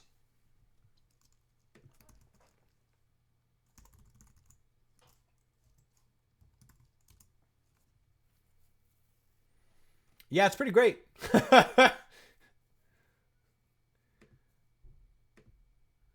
It's pretty awesome. I like Kindle Unlimited a lot. And there's the whole thing in the indie author community. It's like, God, but you want to be wide. Like, you don't want to put all your eggs in one basket, right? Like, you can't, like if we give Amazon too much power, then, that's dangerous for the author community. I could maybe see that, but my counter argument to that is, why aren't we holding the other platforms accountable? Like, why aren't we making iBooks be not such a shitty platform? Because it's a shitty platform, which is why they have no readers. Nook is a shitty platform, which is why they have no readers. Kobo is a fantastic platform, and they work really hard to make their readers happy and their authors happy, but they still don't have the same audience. Kobo can't replace the income that I make off of Kindle Unlimited. Just straight up. Can't do it. So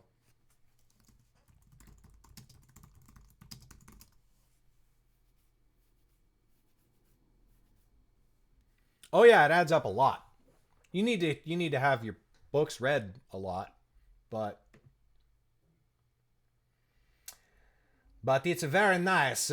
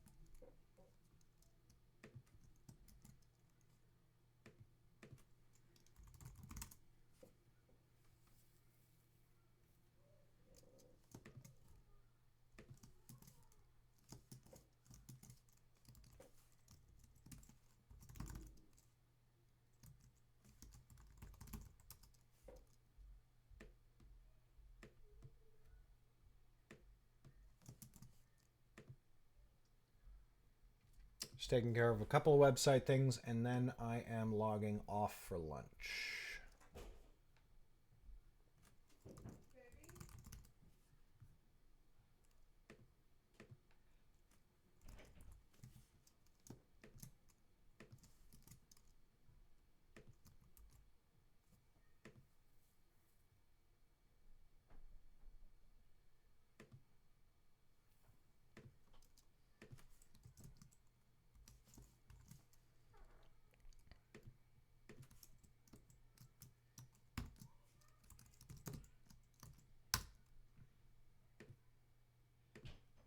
Does this work?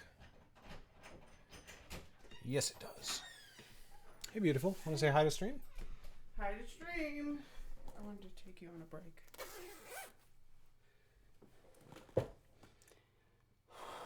Hi to stream. How beautiful is this woman? Not as beautiful as this woman. Guess what we just did? What'd you do? Finished. Mid-realm. I'm just kidding. Get away from me. Alchemist touch. Booyah. Booyakasha. Whatever that means. Means booyakasha. You're the one who says booyakasha all the time. No. I say booyah. I'm pretty sure you say booyakasha. I've never had a kasha come out of my mouth. Giggity command. Oh, God. Oh, God. Ah. Ah. Okay, come on. Ow. Okay. I'm Let's almost done. celebrate. I'm almost done. What do you have left? I'm fixing the back matter at the back of the book. Fix your back. Can you get out? They didn't hear that. I whispered. I'm pretty sure they heard that. Jesus Christ.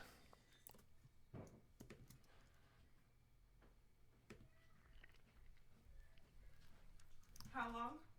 A few minutes.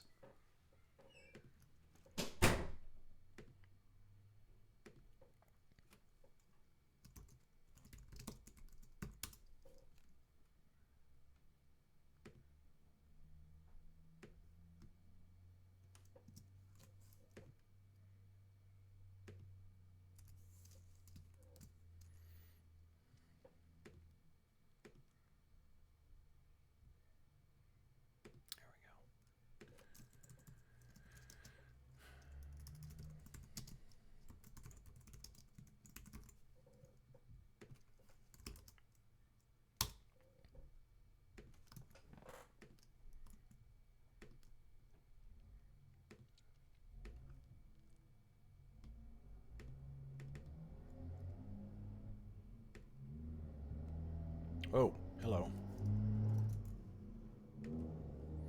There we go. That's not actually the... Oh, you can't even see my screen. So that's what. So everything that I'm doing is a total mystery. All right, I'm done. Does anybody want to see the cover art in progress? Of course you do. This is the cover art for the Mind Mage's Wrath, the second book in the Academy Journal series. We just finished working on the first book in the Academy Journal series. So, bum ba bum ba bum ba bum ba bum ba bum ba bum ba bum ba bum ba bum dum da da da da da da da bum bum ba bum ba bum ba ba ba bum.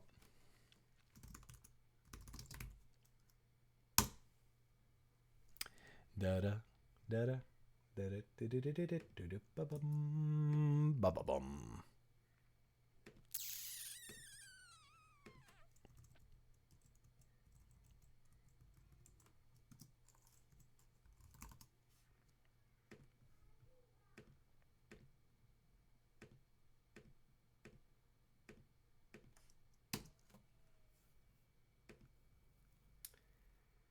Okay, here we go.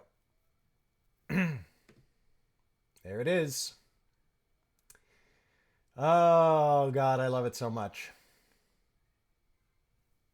That was the Pink Panther Belladonna Rose.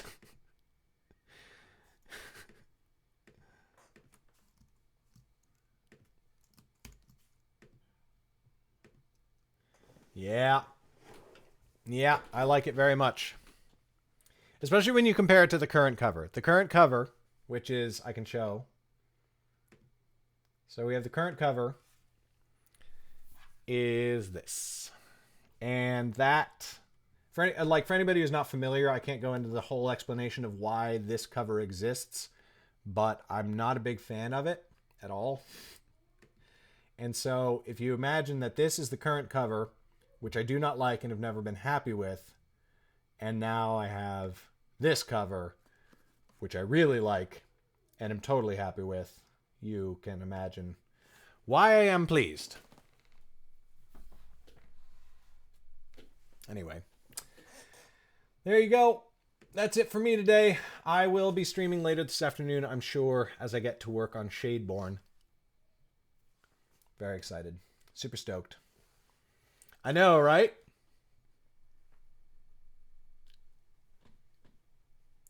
She looks like she's supposed to look. Like the... Anyway.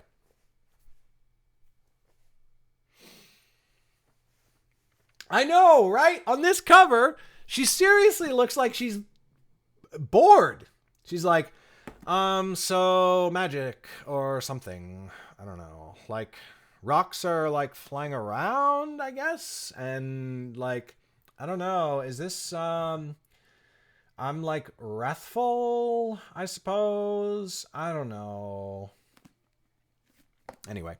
All right, y'all. I'm taking off. Thanks for coming and hanging out. If you aren't already a follower of the stream, feel free to follow. We create books here all the time. All the time. It's what we do. And I'll catch you another time. Bye.